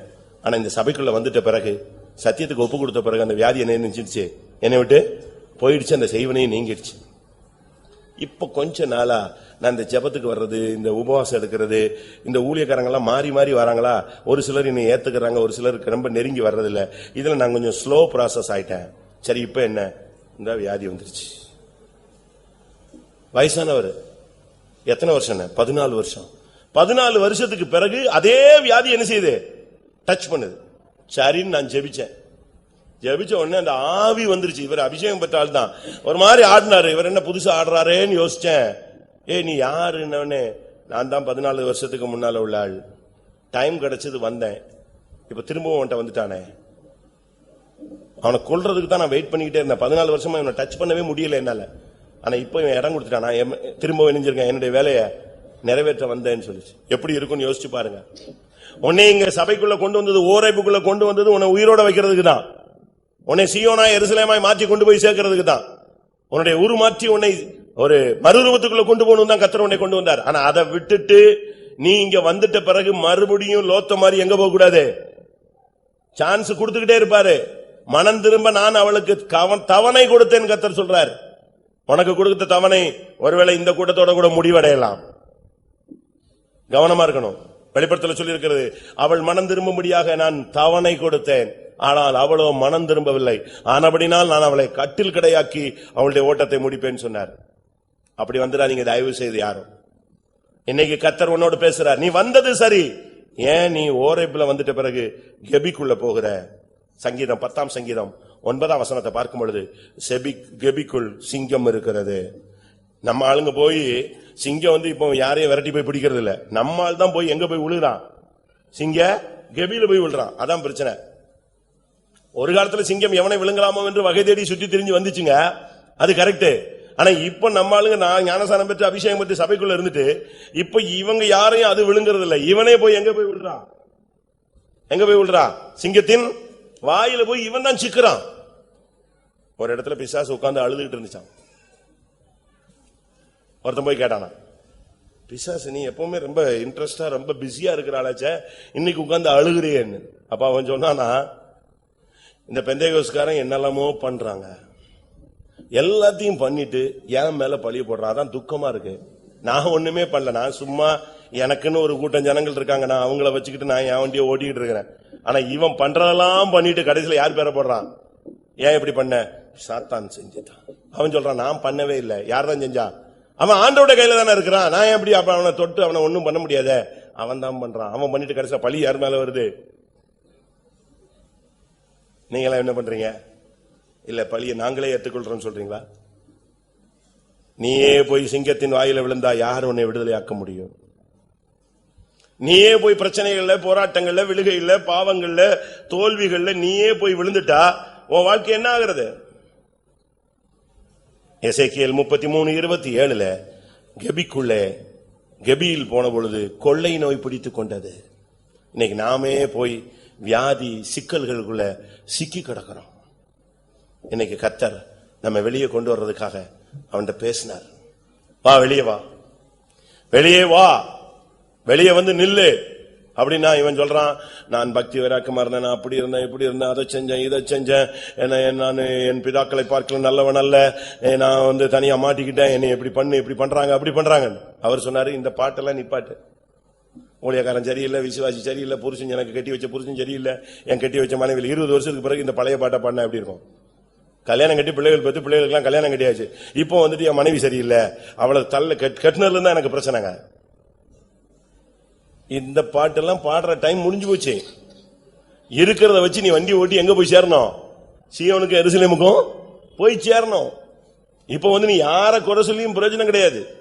நீயா போய் பிசாசின் வாயில விழுந்துகிட்டு, நீயா போய் புலம்பிக்கிட்டு, அவன் சொல்றான், நான் என் சேனைகளின் கர்த்தருக்காக மிகவும் பக்தி வைராக்கியமா இருந்தேன், நான் அப்படி செய்தேன், இப்படி செய்தேன், நான் அவங்களை எப்படி பண்ணேன். ஆண்டவர் சொன்னார், இந்த பாட்டை நான் கேட்கல, நீ ஏன் இங்க இருக்கிறன்னு தான் நான் உன்னை செஞ்சேன் கேட்டேன். இன்னைக்கு கர்த்தர் உன்னோடு பேசுகிறார். இந்த கூட்டத்தில் இருக்கிற லாசருக்களை கர்த்தர் கல்லறையிலிருந்து வெளியே வரும்படியாக அழைக்கிறார். இந்த கூட்டத்தில் இருக்கிற லோத்துகளை பாவத்தை கண்டு கண்டு வேதனைப்பட்டுக்கிட்டு நீ அதிலேயே உட்கார்ந்துகிட்டு வேதனைப்பட்டு பிரயோஜனம் இல்ல. சாக்கடை நாற்றம் எடுக்குது, சாக்கடை நாற்றம் எடுக்கிறது, சாக்கடை நாற்றம் எடுக்கிறதுன்னு சொல்லிட்டு நீ எங்க இருக்க கூடாது. ஒரு விசுவாசி ஒரு சொப்பனம் பார்த்தார், அருமையான சொப்பனம். எனக்கு அதை கேட்டு ஆச்சரியமா இருந்துச்சு, நமக்கு கூட இப்படி ஒரு சொப்பனங்கள் வெளிப்படுத்தல் இல்லையே. அவனுக்கு ஒரு பயணம், இந்த ஸ்பாட்ல இருந்து நீ அந்த ஸ்பாட்டுக்கு போகணும், அந்த ஸ்பாட்ல இருந்து இங்க வரணும், இங்க நீ கரெக்டா வந்துட்டீன்னா உனக்கு அந்த தேசத்துல இடம். இவன் வர்றான், உள்ள பாத்தீங்கன்னா பயங்கரமான அசுத்தம், அந்த தண்ணி பயங்கரமான அசுத்தம். இவன் பாக்குறான், என்னடா எவ்வளவு பார்த்தா ஒரு கூட்டம் வேறு அந்த அசுத்தத்துல விழுந்து நீச்சல் அடிச்சுக்கிட்டு முன்னுக்கும் போக முடியாம பின்னுக்கும் போக முடியாம நிஞ்சிட்டு இருக்கான், கஷ்டப்பட்டு இருக்கான் அந்த அசுத்தத்திலே. இன்னொரு ஒரு கூட்டம் அந்த அசுத்தத்திலேயே ஜாலியா என்ஜாய் பண்ணிட்டு இருக்கிறான். அப்ப இவர் பாக்குறாரு, அதுல சில ஊழியக்காரங்க இருக்கான், சில விசுவாசி இருக்கிறான். இப்படி இந்த இந்த நாத்தை எடுத்து இவ்வளவு ஒஸ்டா இருக்கு இந்த சாக்கடைக்குள்ள, இவன் சந்தோஷமா இருக்கிறான். ஒரு சிலர் ட்ரை பண்றாங்க, ஒண்ணும் பண்ண முடியாம தடுமாறுறாங்க. ஆனா ஒரு குரூப் அந்த இடத்துக்கு போயிட்டு நம்ம எங்க வந்துடணும், சீக்கிரமா திரும்பி வந்துடணும். நமக்கு எங்க போகணும்? அந்த ராஜ்யத்துக்கு போகணும். இந்த வெளிப்படுத்தலோடு போறவங்களுக்கு அந்த தண்ணிக்குள்ளதான் போறாங்க. அவன் சொல்றான், அந்த தண்ணியில ஒரு சின்ன வழி இருக்கு. இந்த வைராக்கியமாய் எப்படியாவது இதுல தீட்டுப்பற்றக்கூடாது, அசிங்கப்பற்றக்கூடாது, ஆனாலும் அந்த ராஜ்யத்துக்கு போகணுங்கிற சிந்தையோடு வர்றவங்களுக்கு ஒரு சின்ன பாத், நேரோ பாத், ஒரு சின்ன குறுகிய பாதை, கரெக்டா அவங்க அதுல போறாங்க. பயங்கர அசுத்தம். ஆனா இவங்க மேல மட்டும் எது பட மாட்டேங்க, இவங்க மேல மட்டும் அந்த அசுத்தம் இதே படுறது இல்ல. நேரா போயிட்டு நேரா வந்துடுறான். இவனுக்கு போகும்பொழுது ஒரு வழியை கர்த்தர் கொடுத்திருக்கிறாரு, வரும்போது ஒரு சின்ன வழி இவனுக்காக இருக்கு. எப்படி இருக்குன்னு யோசிச்சு பாருங்க. நீங்க இந்த பாவத்திலேயே உழந்துகிட்டு ஜாலியா இருக்கீங்களா, இல்ல ஐயோ மாட்டிக்கிட்டேன்னு புலம்பிக்கிட்டு இருக்கீங்களா, இல்ல நான் ஜெயிக்கணுங்கிற வைராக்கியத்துல நீங்க முன்னேறி போறீங்களா? நீங்களே தான் உங்களை நீங்களே நிதானிக்கணும். நடந்தது என்ன? கர்த்தர் அவன்கிட்ட பேசினார். அவன் சாகணும்னு ட்ரை பண்ணிட்டான். போதும் கர்த்தாவே, என்னை எடுத்துக்கொள்ளும், நான் என் பிதாக்களை பார்க்கிலும் நல்லவன் அல்ல. நம்ம விசுவாசிகள் இப்ப யாரும் எல்லாருமே சாகிறதுக்கு விரும்புறாங்க, ஆனா தற்கொலை போறது இல்ல. ஏன்னா தற்கொலை பண்ணா நரகம் போயிடும். அதனால யாரை கூப்பிட்டு சொல்றாங்க, நீங்க எடுத்துக்கங்க, நான் கஷ்டப்படக்கூடாதுன்னு சொல்றோம். எடுத்துக்கொள்ளப்படுதல் என்பது சாவில் அல்ல. புதிய ஏற்பாட்டு சபைக்கு சாவு கிடையாது. புதிய ஏற்பாட்டு விசுவாசிக்கும் ஊழியக்காரனுக்கு என்ன கிடையாது? மரணம் கிடையாது. அவன் ஊழியத்தை கரெக்டா செஞ்சான்னா எடுத்துக்கொள்ளப்படுவான். அதான் நமக்கு கொடுக்கப்பட்ட ஊழியம். அதை நீங்க விளங்கி கொள்ளணும். இவன் வெளியே வந்து நின்ன உடனே கர்த்தர் அவன்கிட்ட பேசி எச்சரித்து, நீ போ ராஜாக்களை அபிஷேகம் பண்ணு, நீ போ இன்னொரு ராஜாவை அபிஷேகம் பண்ணு, நீ போ இன்னொரு தீர்க்கதரிசியை உன்னுடைய ஸ்தானத்துல என்ன செய்ய, அபிஷேகம் பண்ணு. அப்படியே அந்த பழசெல்லாம் தூக்கி போட்டு வெளியே முக்காடு போட்டு வந்தவன் எல்லாத்தையும் தூக்கி எரிஞ்சிட்டு அபிஷேக தைலத்தோடு என்ன செஞ்சான்? மறுபடியும் ஊழியத்தை செஞ்சான். அந்த எலியாதான் சுழல் காற்றிலே பரலோகத்துக்கு என்ன செய்யப்பட்டவன்? எடுத்துக்கொள்ளப்பட்டவன். எல்லாரும் கண்களை மூடலாமா? இன்னைக்கு கர்த்தர் உங்களோடு பேசுகிறது, நீ வெளியே வா. அடுத்து ஒரு நிமிஷம், வெளியே வந்துட்டு எங்கே நிக்க கூடாது சொல்லுங்க. கல்லறை விட்டு வெளியே வந்தாச்சு, திருப்பி எங்க நிக்க கூடாது? கல்லறை வாசல்லே நின்றுட்டு இருக்க கூடாது, வீட்டுக்கு போ. நீ வெளியே வந்த பின்பு நீ லாசருவே நீ எங்க நிக்க கூடாது? கல்லறை வாசல்ல நிக்க கூடாது. திருப்பி ஒரு டைம் வந்த உடனே எங்க போயிடுவ? அப்படித்தானே? மறுபடியும் அந்த ஸ்மோக்கிங், அந்த ட்ரிங்கிங், அந்த சேட்டிங், அந்த நெட்டு டேட்டிங் இதெல்லாம் உள்ள வரும். அதுக்கு காரணம் எது தெரியுமா? ஐயோ மறுபடியும் என் பையன் அப்படியே போயிட்டாங்க. பையன் வெளியே வந்தான், வீட்டுக்கு வரல. அவன் எங்க போயிட்டான்? திரும்பியும் வெளியே வந்தவன் கல்லறை வாசல்ல நின்னதுதான் தோல்வி. வெளியே வந்த பின்பு லாசரு இயேசுவோடு ராவிருந்து பண்ண போய்விட்டான். வெளியே வந்துட்டியா, தீர்மானம் எடுத்து கர்த்தருடைய பந்தியில போய் பங்கெடுத்துரு. நேரம் அங்க போயிடு. கர்த்தருடைய பந்தியில போய் உட்கார்ந்துட்டீன்னா, சுத்திகரிச்சு பரிசுத்தமாக்கிட்டேன்னா, என் மாம்சத்தை புசித்து என் ரத்தத்தை பானம் பண்ணுகிறவனுக்கு நித்திய ஜீவன் உண்டு. அந்த நிலவரத்துக்கு போயிடணும். பாடையில போய்கிட்டு இருந்தான் ஒருத்தன் தூக்கிட்டு, ஏசு அவனை எழுப்பிட்டு தம்பி நீ போன்னு சொல்லல, அவனை அவனுடைய தாயிடம் என்ன செஞ்சார்? ஒப்புவித்தார். தாய் என்பது சபையை காண்பிக்கிறது. மேலான எருசலேமோ நம்ம எல்லாருக்கும் தாயானவள். சபைக்குள்ள வந்துட்ட, நல்ல ஊழியக்காரங்களோட ஐக்கியமாயிட்டேன்னா நீ தப்பி கரை சேர்ந்து விடுவாய். அடுத்ததாக அந்த எவிரியனுடைய மகள் 12 வயசு பொண்ணு, டீனேஜ் ஸ்டார்ட் ஆகிற டைம், செத்து போயிட்டா. இப்ப ஏசு அவளை எழுப்பிட்டு சொன்னாரு, இவளுக்கு என்ன செய்யுங்க?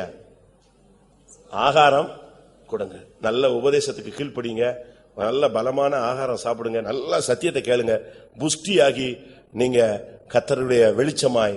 எவிரின்னு சொன்னா கர்த்தரின் வெளிச்சம், அவனுடைய பிள்ளையும் ஒரு வெளிச்சமா என்ன செய்யும்? மாறு. எல்லாரும் கண்களை மூடுவோம். கொஞ்ச நேரம் எழும்பி போயிடாதீங்க. நீ வெளியே இந்த ஹாலை விட்டு வெளியே போறதுக்குள்ள நீ கல்லறை விட்டு வெளியே வரணும். ஃபர்ஸ்ட் இந்த ஹாலை விட்டு வெளியே வர்றதுக்குள்ள நீ சோதோமை விட்டு வெளியே வர வேண்டும். இந்த ஹாலை விட்டு நீ வெளியே போறதுக்கு முன்பாக நீ கெபியை விட்டு வெளியே வர வேண்டும். அப்படி விருப்பப்படுறவங்க கண்களை மூடி முழங்கால் படியிடுங்க.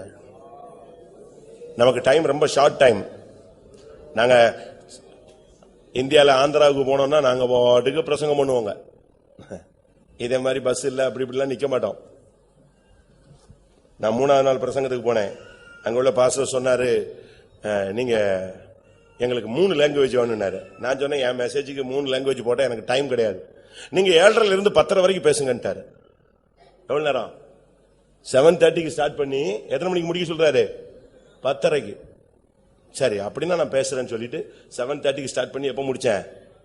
10:30க்கு முடிச்சேன். அவர் அதுக்கு பிறகு 11:15க்கு முடிச்சாரு. எப்படி முடிச்சா நீங்க யாரும் வெளியே போக மாட்டீங்க, வீட்டுக்கும் போக முடியாது. நமக்கு இருக்கிறது 10 நிமிஷம் தான். கல்லறை விட்டு வெளியே வர்றதுக்கு லாசருக்கு எவ்வளவு நேரம் ஆச்சு?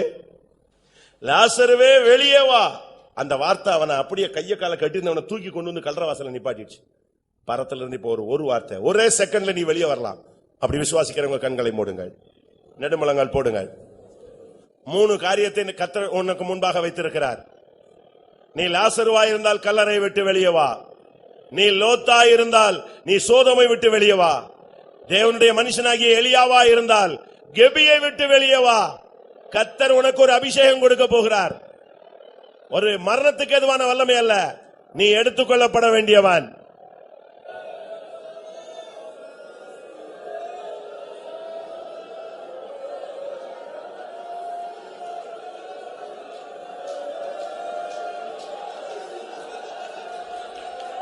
உன்னை வெளியே கொண்டு வரத்தான் கர்த்தர் இந்த கூட்டத்துக்கு உன்னை கொண்டு வந்தார்.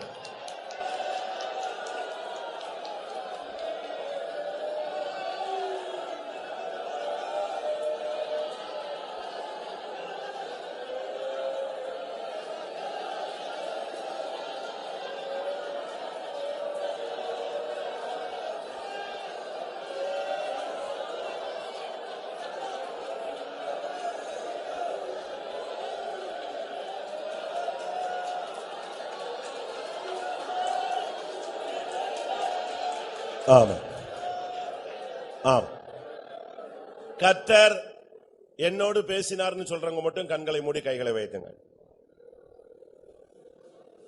இது தேவன் என்னை தேடி வந்து, அன்னைக்கு கல்லறையில போய் தேடி போனவர், தூதர்களை அனுப்பி சோதோமிலே தேடினவர், கெபியின் வாசல்ல வந்து நின்றவர், என்னை தேடி இந்த கூட்டத்துக்கு வந்திருக்கிறார். நான் தான் அந்த வெளியே வர வேண்டிய எலியா, நான் தான் அந்த லோத்து, நான் தான் அந்த லாசரு. கர்த்தருடைய வார்த்தை உன்னை நோக்கி வருகிறது. வெளியே வா, வா வெளியே. பாவத்தை விட்டு, மரணத்தை விட்டு, தோல்வியை விட்டு, சிங்கத்தின் வாயிலிருந்து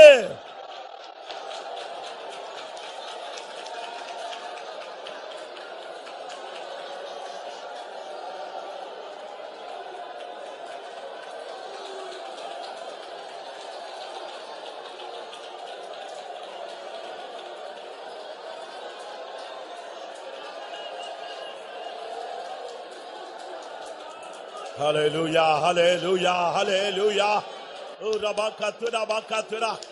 வெளியே ஆண்டவரே, உம்முடைய சத்தம் வரட்டும், உம்முடைய வார்த்தை பரத்திலிருந்து வரட்டும். இயேசுவின் நாமத்தில் கல்லறை திறக்கட்டும். தேவனுடைய பிள்ளைகள் வெளியே வரட்டும். ரிபா நகா ரிமானா சக்கரா ஹத்துமியா நாபாரா.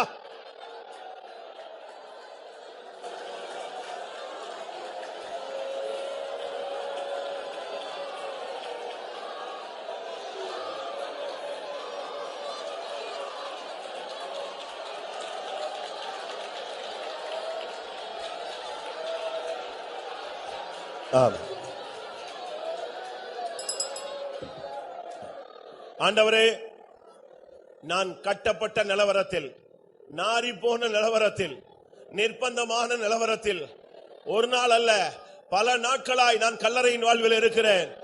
எனக்காக இந்த கூட்டத்தில் கடைசியில பரலோகத்திலிருந்து ஒரு வார்த்தை சொல்லும், ஒரே ஒரு வார்த்தை, என்னை உயிர்ப்பிக்கும் ஒரு வார்த்தை. ஏசப்பா, ஒரு வார்த்தை சொல்லு.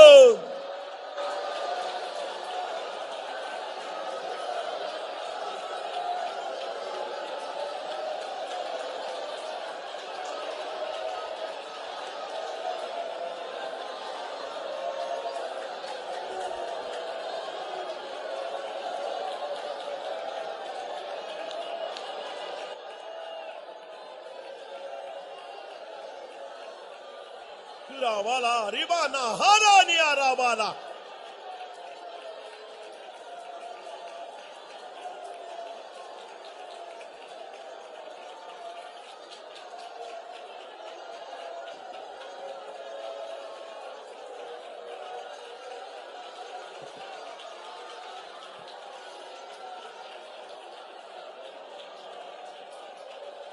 லாசருவே, வெளியே வா. இதோ உன்னை நோக்கி தேவனுடைய வார்த்தை. ஹல்லேலூயா, ஹல்லேலூயா.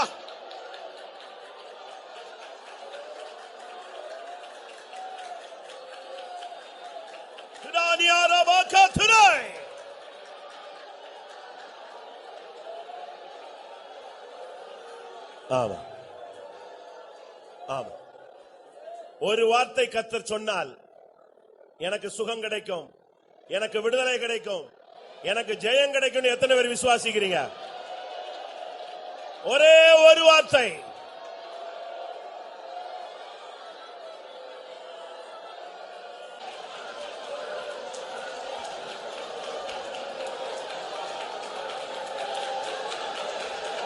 ஹல்லேலூயா, ஹல்லேலூயா, ஹல்லேலூயா, ஹல்லேலூயா.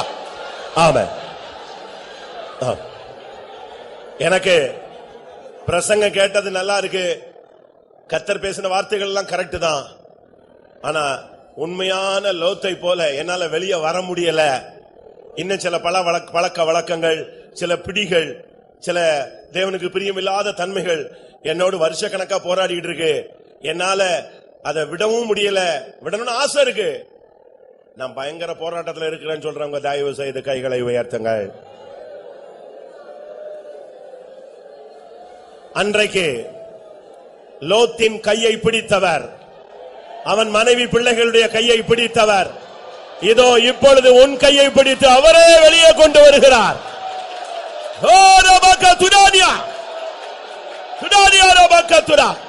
உன்னால் முடியாததை தேவன் உனக்கு செய்வார். உன்னுடைய பலத்தினாலும் உன்னுடைய பராக்கிரமத்தினாலும் ஆகாதது தேவனுடைய ஆவியினால் ஆகும்.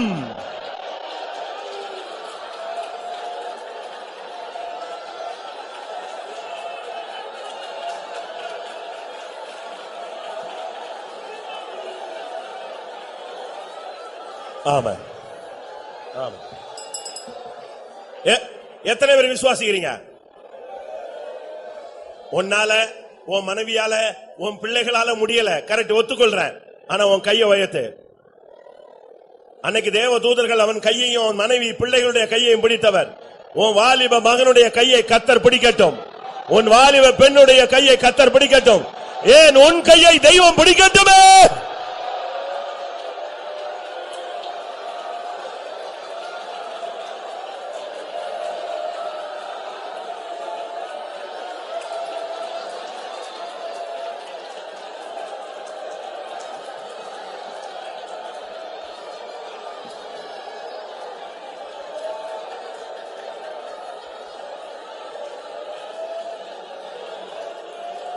ஹல்லேலூயா. ஆம், ஆம். கர்த்தர் இந்த கூட்டத்தில் கடைசியாய் உனக்கு செய்ய போகிறது, உன் கையில ஒரு அபிஷேகத்தை கொடுத்து உன்னை அனுப்ப போறார். சோர்ந்து விடாய்த்து பின்மாறி அதெரியப்பட்டு போதும் வேண்டாம் செத்தா நல்லா இருக்கும் அந்த நிலவரத்துக்கு வந்த உன்னை கர்த்தர் உன்னை அப்படியே விட விருப்பமுடையவர் அல்ல. நீ வருகையில போகும்படியாக அழைக்கப்பட்டவன். நீ பறக்கும்படியாக சுழல் காற்றில் ஏறி போகும்படியாக அழைக்கப்பட்டவன். கர்த்தர் உனக்கு இன்னைக்கு ஒரு அபிஷேகத்தை கொடுத்து அனுப்ப போகிறார். வா, கபியை விட்டு வெளியே வா, கபியை விட்டு வெளியே வா. கர்த்தர் உன் கையில் அபிஷேகத்தை கொடுக்கட்டும்.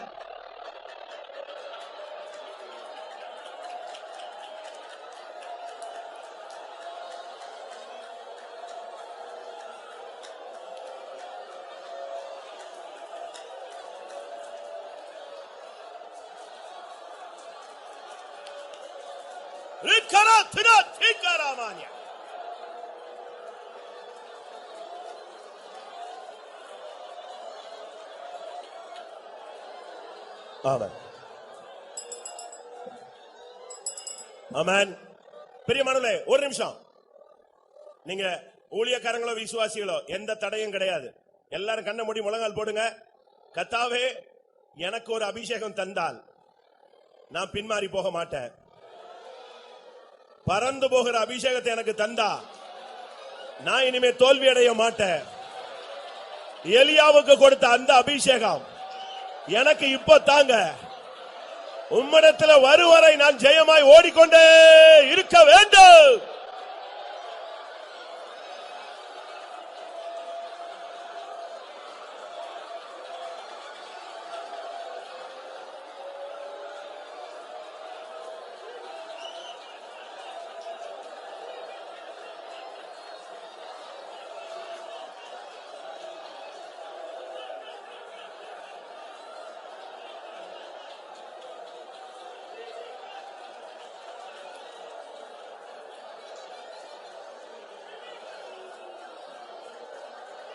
Hallelujah.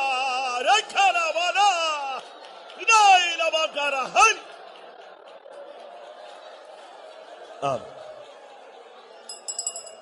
ஆமென். உண்மையாய் கேளுங்க. இது வந்து எழுப்புதலுக்காக உங்களை டியூன் பண்ணி விட்டுட்டு நான் போறதில்ல. இன்னைக்கு கிடைக்கிற அபிஷேகம் எக்காலம் தொனிக்கிற வரைக்கும் உனக்குள்ள இருக்கணும். எத்தனை பேருக்கு அந்த அபிஷேகம் வேணும்? எந்த சூழ்நிலையிலும், எந்த போராட்டத்திலும், எந்த உயர்விலும், எந்த தாழ்விலும் கிறிஸ்துவின் அன்பை விட்டு என்னை பிரிப்பவன் யார்? கிறிஸ்துவின் அன்பை விட்டு என்னை பிரிப்பவன் யார்? கிறிஸ்துவின் அன்பை விட்டு என்னை பிரிப்பவன் யார்?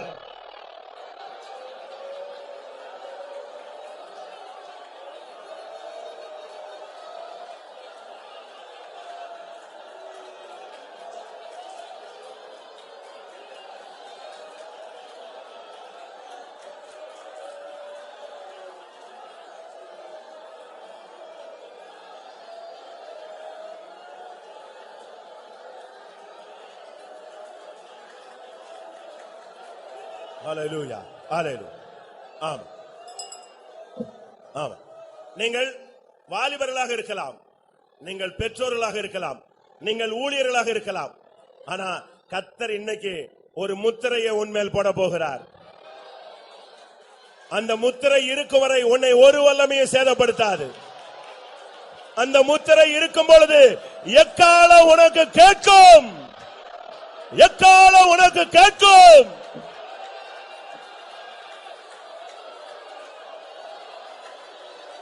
ஹல்லேலூயா ஹல்லேலூயா.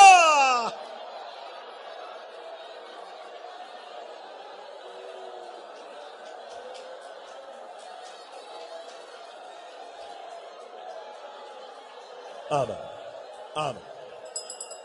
நீங்கள் எந்த நிலவரத்தில் வந்திருந்தாலும் சரி, இப்ப எந்த நிலவரத்தில் இருந்தாலும் சரி, ஒரே ஒரு ஜெபம் தான். கர்த்தாவே, உமக்குரிய ஒரு அபிஷேகத்தை எனக்கு தாங்க,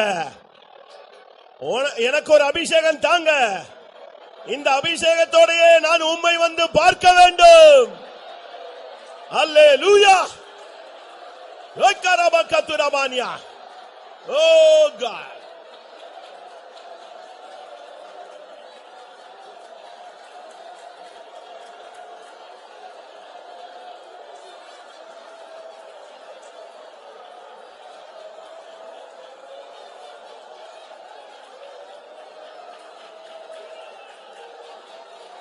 ஹல்லேலூயா. ஆமா. எனக்கு ஒரு அபிஷேகம் வேண்டும், நான் உமக்காய் வாழ வேண்டும். எனக்கு ஒரு அபிஷேகம் வேண்டும், நான் உமக்காய் வாழ வேண்டும். எனக்கு ஒரு அபிஷேகம் வேண்டும், நான் உமக்காய் வாழ வேண்டும். எனக்கு ஒரு அபிஷேகம் வேண்டும், நான் உமக்காய் வாழ வேண்டும். எனக்கு ஒரு அபிஷேகம் வேண்டும், நான் உமக்காய் வாழ வேண்டும். ஓ, எனக்கு ஒரு அபிஷேகம் வேண்டும், நான் உமக்காய் வாழ வேண்டும். எனக்கு ஒரு அபிஷேகம் வேண்டும், நான் உமக்காய் வாழ வேண்டும். எனக்கு ஒரு அபிஷேகம் வேண்டும், நான் உமக்காய் வாழ வேண்டும். எனக்கு ஒரு அபிஷேகம் வேண்டும், நான் உமக்காய் வாழ வேண்டும். எனக்கு ஒரு அபிஷேகம் வேண்டும், நான் உமக்காய் வாழ வேண்டும். எனக்கு ஒரு அபிஷேகம் வேண்டும், நான் உமக்காய் வாழ வேண்டும். எனக்கு ஒரு அபிஷேகம் வேண்டும், நான் உமக்காய் வாழ வேண்டும். எனக்கு ஒரு அபிஷேகம் வேண்டும், நான் உமக்காய் வாழ வேண்டும். Amen amen. ஷபாலா ரியாரா திராபாலா கத்ரா ஹக்கராபாலா கத்ரா பானியா. Praise the lord, praise the lord, praise the lord. Hallelujah hallelujah. நீ பயப்படாதே, நீ திகையாதே. உன்னை அழைத்தவர் உண்மையுள்ளவர், அவர் அப்படியே செய்வார்.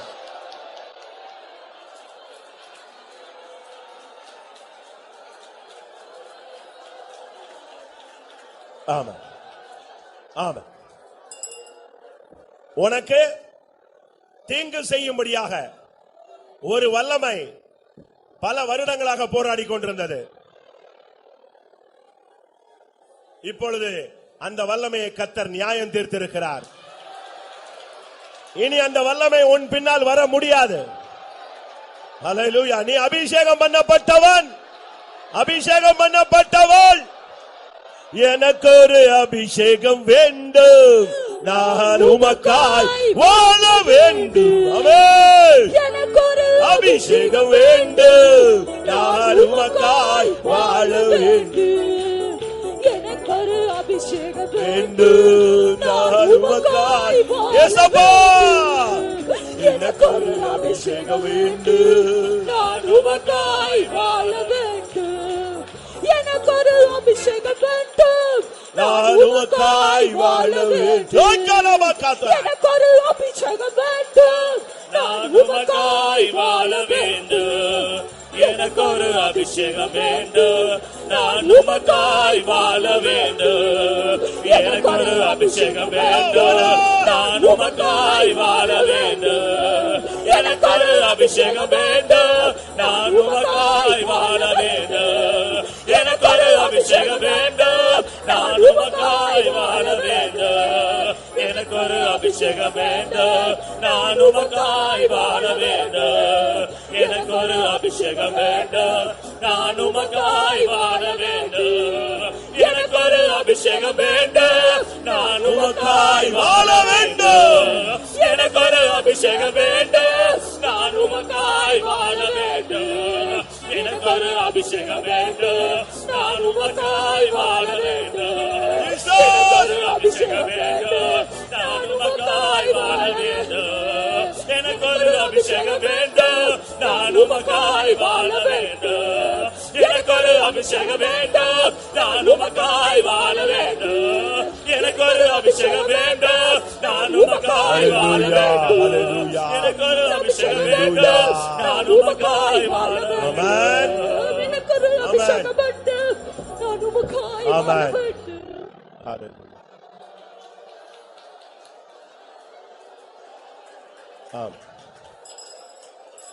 ஆமென். பரிசுத்தமாய் வாழ வேண்டும் என்று நீ போராடி கொண்டிருந்தாய். பரிசுத்தமாய் வாழ முடியவில்லை என்று நீ துக்கப்பட்டு கொண்டிருந்தாய். இதோ பரிசுத்தமாய் வாழக்கூடிய அபிஷேகத்தை நான் உன் சிரசில் வைத்திருக்கிறேன், உன் சிந்தையில் வைத்திருக்கிறேன், உன் இருதயத்தில் வைத்திருக்கிறேன், உன் கைகளில் கால்களில் வைத்திருக்கிறேன். நீ எனக்காய் ஜீவனுக்கென்று பெயர் எழுதப்பட்டவன். நீ ஜீவனுக்கென்று பெயர் எழுதப்பட்டவன். ஜீவனுக்கென்று பெயர் எழுதப்பட்ட ஒவ்வொருவனும் பரிசுத்தன் என்று எண்ணப்படுவான்.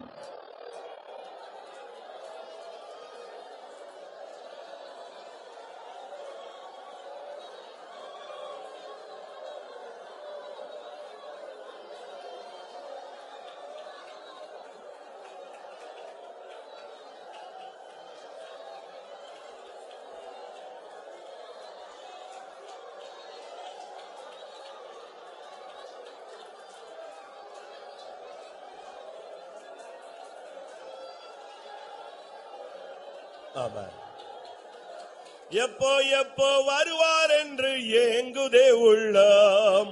எப்போ எப்போ வருவார் என்று ஏங்குதே உள்ளம். என் அப்பன் முகம் காண அங்கலாய்க்குதே உள்ளம். என் அப்பன் முகம் காண அங்கலாய்க்குதே உள்ளம். எல்லாரும் எப்போ எப்போ வருவார் என்று ஏங்குதே உள்ளம். எப்போ எப்போ வருவார் என்று ஏங்குதே உள்ளம். என் அப்பன் முகம் காண அங்கலாய்க்குதே உள்ளம். இயேசுவே உம்மை காண அங்கலாய்க்குதே உள்ளம். எப்போ எப்போ வருவார் என்று ஏங்குதே உள்ளம். எப்போ எப்போ வருவார் என்று ஏங்குதே உள்ளம். என் அப்பன் முகம் காண அங்கலாய்க்குதே உள்ளம். என் அப்பன் முகம் காண அங்கலாய்க்குதே உள்ளம். எப்போ எப்போ வருவார் என்று ஏங்குதே உள்ளம். எப்போ எப்போ வருவார் என்று ஏங்குதே உள்ளம். என் அப்பன் முகம் காண அங்கலாய்க்குதே உள்ளம். என் அப்பன் முகம் காண அங்கலாய்க்குதே உள்ளம். எப்போ எப்போ வருவார் என்று ஏங்குதே உள்ளம். எப்போ எப்போ வருவார் என்று ஏங்குதே உள்ளம். என் அப்பன் முகம் காண அங்கலாய்க்குதே உள்ளம். என் அப்பன் முகம் காண அங்கலாய்க்குதே உள்ளம். எப்போ எப்போ வருவார் என்று ஏங்குதே உள்ளம். எப்போ எப்போ வருவார் என்று ஏங்குதே உள்ளம். என் அப்பன் முகம் காண அங்கலாய்க்குதே உள்ளம். என் அப்பன் முகம் காண அங்கலாய்க்குதே உள்ளம். எப்போ எப்போ வருவார் என்று ஏங்குதே உள்ளம். எப்போ எப்போ வருவார் என்று ஏங்குதே உள்ளம். என் அப்பன் முகம் காண அங்கலாய்க்குதே உள்ளம். என் அப்பன் முகம் காண அங்கலாய்க்குதே உள்ளம். எப்போ எப்போ வருவார் என்று ஏங்குதே உள்ளம். எப்போ எப்போ வருவார் என்று ஏங்குதே உள்ளம். என் அப்பன் முகம் காண அங்கலாய்க்குதே உள்ளம். என் அப்பன் முகம் காண அங்கலாய்க்குதே உள்ளம். என் அப்பன் முகம் காண அங்கலாய்க்குதே உள்ளம். என் அப்பன் முகம் காண அங்கலாய்க்குதே உள்ளம். என் அப்பன் முகம் காண அங்கலாய்க்குதே உள்ளம். என் அப்பன் முகம் காண அங்கலாய்க்குதே உள்ளம். என் அப்பன் முகம் காண அங்கலாய்க்குதே உள்ளம். ஹல்லேலூயா, ஹல்லேலூயா,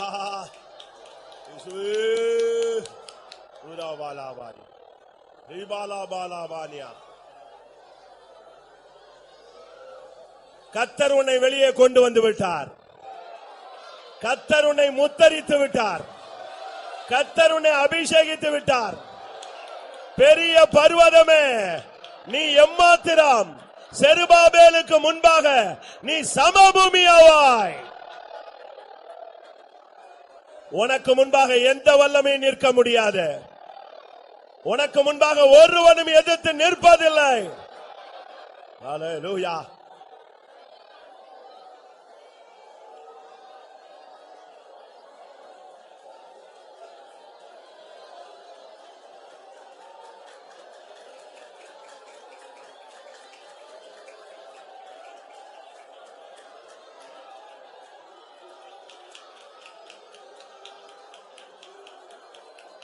ஆமா, எத்தனை பேர் என்ன வந்தாலும் இயேசுவுக்காக நின்று, மரணமானாலும் ஜீவனானாலும் நான் கர்த்தருக்காக நிற்பேன்? எத்தனை பேர் ஒத்துக்கொள்ளுகிறீங்க, ஒப்பு கொடுக்கிறீங்க? எந்த பிசாசு வந்தாலும் உன்னை அசைக்க முடியாது. ஹல்லேலூயா. கர்ஜிக்கும் சிங்கம் போல சாத்தான் வந்தாலும் யூதா கோத்திர சிங்கம் என்னில் உள்ளதா. கர்ஜிக்கும் சிங்கம் போல சாத்தான் வந்தாலும் யூதா கோத்திர சிங்கம் என்னில் உள்ளதா. பொன்முனை நின்று போராடுவேன் நான், ஜெயம் பெற்று உம்மை உயர்த்துவேன். பொன்முனை நின்று போராடுவேன் நான், ஜெயம் பெற்று உம்மை உயர்த்துவேன். கர்ஜிக்கும் சிங்கம் போல சாத்தான் வந்தாலும் யூதா கோத்திர சிங்கம் என்னில் உள்ளதா. கர்ஜிக்கும் சிங்கம் போல சாத்தான் வந்தாலும் யூதா கோத்திர சிங்கம் என்னில் உள்ளதா. பொன்முனை நின்று போராடுவேன் நான், ஜெயம் பெற்று உம்மை உயர்த்துவேன். பொன்முனை நின்று போராடுவேன் நான், ஜெயம் பெற்று உம்மை உயர்த்துவேன். பொன்முனை நின்று போராடுவேன் நான், ஜெயம் பெற்று உம்மை உயர்த்துவேன். பொன்முனை நின்று போராடுவேன் நான், ஜெயம் பெற்று உம்மை உயர்த்துவேன். ஹல்லேலூயா. ஹல்லேலூயா. ஹல்லேலூயா. கர்த்தர் என்னை வெளியே கொண்டு வந்தார், என்னை அபிஷேகித்தார். எத்தனை பேருக்கு அந்த நிச்சயம் இருக்கிறது? எல்லாரும் கரங்களை உயர்த்தி கர்த்தரை துதிப்போம். Praise the Lord, praise the Lord, praise the Lord, praise the Lord, praise the Lord, praise the Lord. எல்லாரும் முழங்கால் போடுவோம், ஜெபத்தோடு முடிப்போம். ஹல்லேலூயா. ஆண்டவரே, நான் உம்மை பார்க்க ஆசைப்படுகிறேன். உலகத்துல என்னென்ன பார்க்கணுமோ எல்லாத்தையும் பார்த்து முடிச்சிட்டேன் சுவாமி. எனக்கு ஒரே ஒரு ஆசைதான், நீர் வரும்போது நான் உம்மை பார்க்க வேண்டும். ஹல்லேலூயா. உம்மை போல மாறினாதான் அப்படி பார்க்க முடியும் சுவாமி. என்னை அப்படி மாத்துங்க. எத்தனை பேர் ஒப்பு கொடுக்கிறீங்க? நேசர் நீர் வரும் வேளை நெருங்கிடுதே, உம் பாதம் முத்தம் செய்து காத்திருப்பேனே. நேசர் நீர் வரும் வேளை நெருங்கிடுதே, உம் பாதம் முத்தம் செய்து காத்திருப்பேனே. பரிசுத்தரே, உம்மை போல் மாற்றியே சேர்த்துக் கொள்ளும் உம்மோடு என்னையே. பரிசுத்தரே, உம்மை போல் மாற்றியே சேர்த்துக் கொள்ளும் உம்மோடு என்னையே. நேசனி வரும் வேளை நெருங்கிடுதே, உம் பாதம் முத்தம் செய்து காத்திருப்பேனே. நேசனி வரும் வேளை நெருங்கிடுதே, உம் பாதம் முத்தம் செய்து காத்திருப்பேனே. பரிசுத்தரே, உம்மை போல் மாற்றியே சேர்த்துக் கொள்ளும் உம்மோடு என்னையே. பரிசுத்தரே, உம்மை போல் மாற்றியே சேர்த்துக் கொள்ளும் உம்மோடு என்னையே. பரிசுத்தரே, உம்மை போல் மாற்றியே சேர்த்துக் கொள்ளும் உம்மோடு என்னையே. பரிசுத்தரே, உம்மை போல் மாற்றியே சேர்த்துக் கொள்ளும் கொள்ளும் உம்மோடு என்னையே பரிசுத்தரே உம்மை போல் மாற்றியே சேர்த்துக் கொள்ளும் உம்மோடு என்னையே. அல்லேலூயா. ஆமென். எங்க கன்வென்ஷனுக்கு பாஸ்டர் வில்சன் வந்திருக்கும் போது இந்த பாட்டை பாடினாரு. அந்த பரிசுத்தரே உம்மை போல மாற்றியே சேர்த்துக் கொள்ளும் உம்மோடு என்னை. அதுதான் எங்களுக்கு வந்த அவர் கடைசி கன்வென்ஷன். அந்த வார்த்தையை மட்டும் இப்ப நம்ம மெதுவா பாட போறோம். அதோட ஒரு அபிஷேகம். இந்த அபிஷேகம் உன்னை எக்காலம் துணிக்கும் போது கொண்டு போகும்.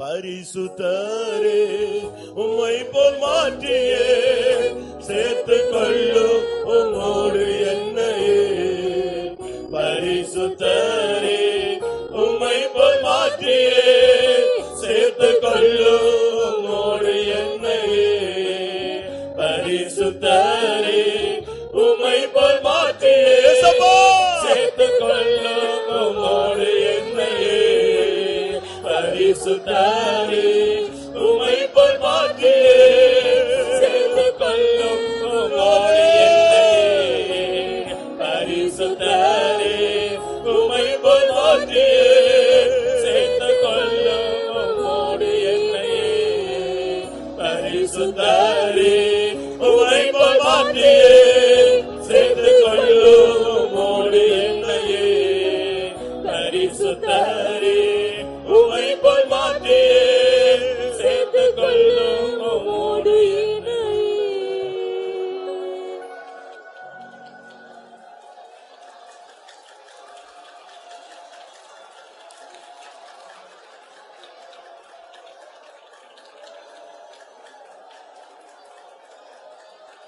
ஹல்லேலூயா, ஹல்லேலூயா, ஹல்லேலூயா, ஹல்லேலூயா. ஆமென். பிரியமானவர்களே, இன்னைக்கு நீங்க கிடைச்ச அபிஷேகம் அதனுடைய எஃபெக்ட மட்டும் ஒரு வார்த்தை சொல்றேன். 2 பேர் படுக்கையிலே தூங்கிக் கொண்டிருப்பார்கள். ஒருவன் எடுத்துக் கொள்ளப்படுவார். ஒரு நிமிஷம். படுக்கையில தூங்கிட்டு இருக்கிற ஆள்ல ஒரு ஆள் போயிட்டானா, ஒரு ஆள் கைவிடப்பட்டானா? 2 பேரும் தூங்குனாங்களே, எப்படி ஒரு ஆள் போனா? அவனுக்கு வருகைக்குரிய அபிஷேகம் இருந்தது. அதுதான் அவனை பறக்க வைத்தது. நீ எங்க இருந்தாலும் பறக்க வைக்கிற ஒரு அபிஷேகம். நீ எங்க இருந்தாலும் உன்னை தூக்கி எடுக்கிற அபிஷேகம். நீ எங்க இருந்தாலும் மறுரூபம் அடைகிற அபிஷேகம். ஹல்லேலூயா. பரிசுத்தரே உம்மை போல் மாற்றியே சேர்த்துக் கொள்ளும் உம்மோடு என்னையே பரிசுத்தரே உம்மை போல் மாற்றியே ரத்தம் சத்தமிடட்டும் உம்மோடு என்னையே பரிசுத்தரே உம்மை போல் மாற்றியே சேர்த்துக் கொள்ளும் உம்மோடு என்னையே பரிசுத்தரே உம்மை போல் மாற்றியே சேர்த்துக் கொள்ளும் உம்மோடு என்னையே. அல்லேலூயா. ஒரு நிமிஷம். இப்போ இதான் லாஸ்ட் கோரஸ், இதான் லாஸ்ட் மினிட். இந்த சத்தம் எங்க இருந்து வரணும் தெரியுமா? ஆண்டவர் சொல்றாரு, ஆபேலின் ரத்தம் என்னை நோக்கி கூப்பிடுகிறது. உன் ரத்தத்திலிருந்து சத்தம் வரணும். ஆண்டவரே உம்மை போல மாற்றும். பரிசுத்தரே உம்மை போல் மாற்றியே சேர்த்துக் கொள்ளும் உம்மோடு ரத்தம் கூப்பிடட்டும். பரிசுத்தரே உம்மை போல் மாற்றியே சேர்த்துக் கொள்ளும் உம்மோடு என்னையே பரிசுத்தரே உம்மை போல் மாற்றியே சேர்த்துக் கொள்ளும் உம்மோடு என்னையே பரிசுத்தரே உம்மை போல் மாற்றியே சேர்த்துக் கொள்ளும் உம்மோடு என்னையே பரிசுத்தரே உம்மை போல் மாற்றியே சேர்த்துக் கொள்ளும் உம்மோடு என்னையே பரிசுத்தரே உம்மை போல் மாற்றியே சேர்த்துக் கொள்ளும் உம்மோடு என்னையே பரிசுத்தரே உம்மை போல் மாற்றியே சேர்த்துக் கொள்ளும் உம்மோடு என்னையே பரிசுத்தரே உம்மை போல் மாற்றியே சேர்த்துக் கொள்ளும் உம்மோடு என்னையே பரிசுத்தரே உம்மை போல் மாற்றியே சேர்த்துக் கொள்ளும் உம்மோடு என்னையே பரிசுத்தரே உம்மை போல் மாற்றியே சேர்த்துக் கொள்ளும் உம்மோடு என்னையே. அல்லேலூயா.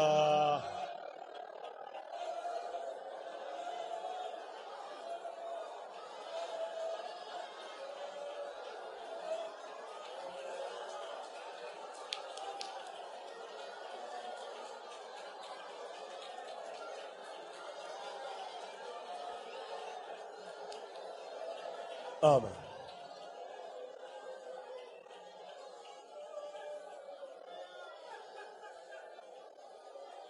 ஆமென்.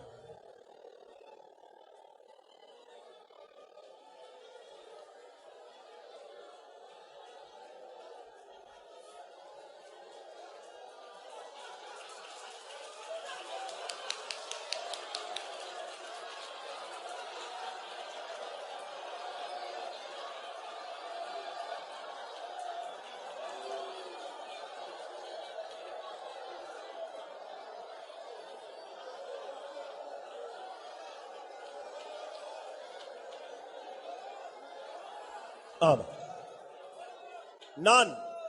நான் என் அபிஷேக தைலம் என்னும் கிரீடத்தை உன் சிரசில் வைத்திருக்கிறேன். நீ அதை காத்துக் கொள்வாயாக. அபிஷேக தைலம் என்னும் கிரீடத்தை இன்றைக்கு நான் உன் தலையில் சூட்டி இருக்கிறேன். நான் வருவரை நீ அதை காத்துக் கொள்வாயாக.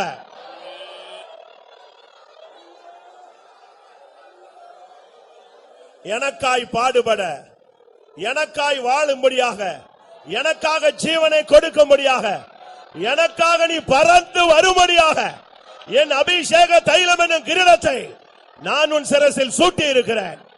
பயப்படாதே, என் அபிஷேகம் உன்னை விடாது. என் அபிஷேகம் உன்னை நடத்தும். என் அபிஷேகம் உன்னை பாதுகாக்கும்.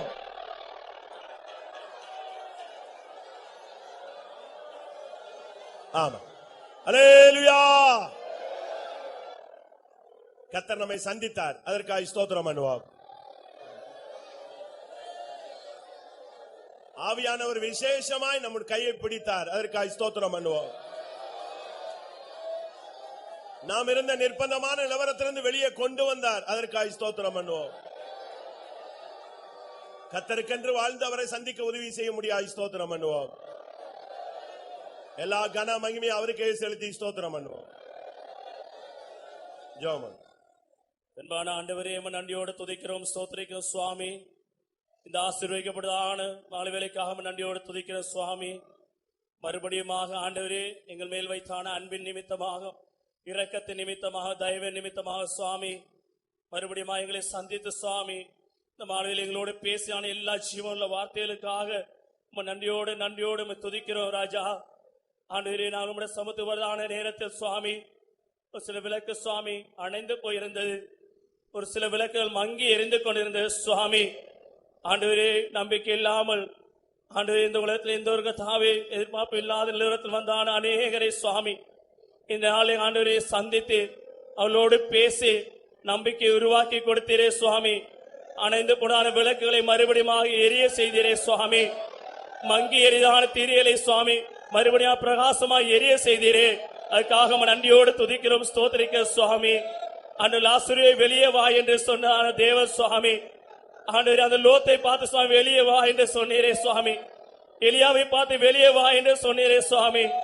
பலவிதமான பாவ கட்டுகளும் ஆண்டவரே பிரச்சனைகள், வியாதிகள், சோதனைகள் மத்தியிலே சுவாமி வெளியே வர முடியாமல் பிசாசு கட்டுகள் இருந்தான அநேகரே சுவாமி இந்த நாளை சந்தித்து சுவாமி வெளியே கொண்டு வந்தபடி நாளை நன்றியோடு துதிக்கிற சுவாமி. லாசரை போல கட்டப்பட்டிருந்தான அநேக கட்டுகள் எல்லாவற்றையும் அவிழ்த்து சுவாமி விடுதலை ஆக்கினபடி நாளு நன்றியோடு துதிக்கிறோம், சோதரிக்கிற சுவாமி. அபிஷேகத்தை இழந்து போயிருந்தான ஒவ்வொருவரையும் இந்த நாள் அபிஷேகத்தினாலே உயிர்ப்பித்து புதுப்பித்து சுவாமி ஆண்டவரே நம்பிக்கையை புதுப்பித்து கொடுத்தபடி நாளை நன்றியோடு துதிக்கிறோம், சோதரிக்கிற சுவாமி. ஆண்டவரே, நாள் பாடிய வண்ணமாக சுவாமி ஆண்டவரே நீர் வரும் வரை சுவாமி நீ கொடுத்தானது அபிஷேகத்தை ஆசீர்வாதத்தை சுவாமி பாதுகாத்து கொண்டு சுவாமி நாளுக்கு நாள் ஆண்டவரே நாங்கள் மறுரூபம் அடைந்து சுவாமி உம்முடைய வருகையின் தரிசனத்தை புதுப்பித்துக் கொண்டு சுவாமி அந்த மகிமையான நாளுக்காக ஆயத்தமாய் காத்திருக்க உதவி செய்த சுவாமி. இந்த மாலையில பேசின எல்லா ஜீவன வார்த்தைகளுக்காக நன்றியோடு துதிக்கிற ஸ்தோத்திரிக்கிற சுவாமி.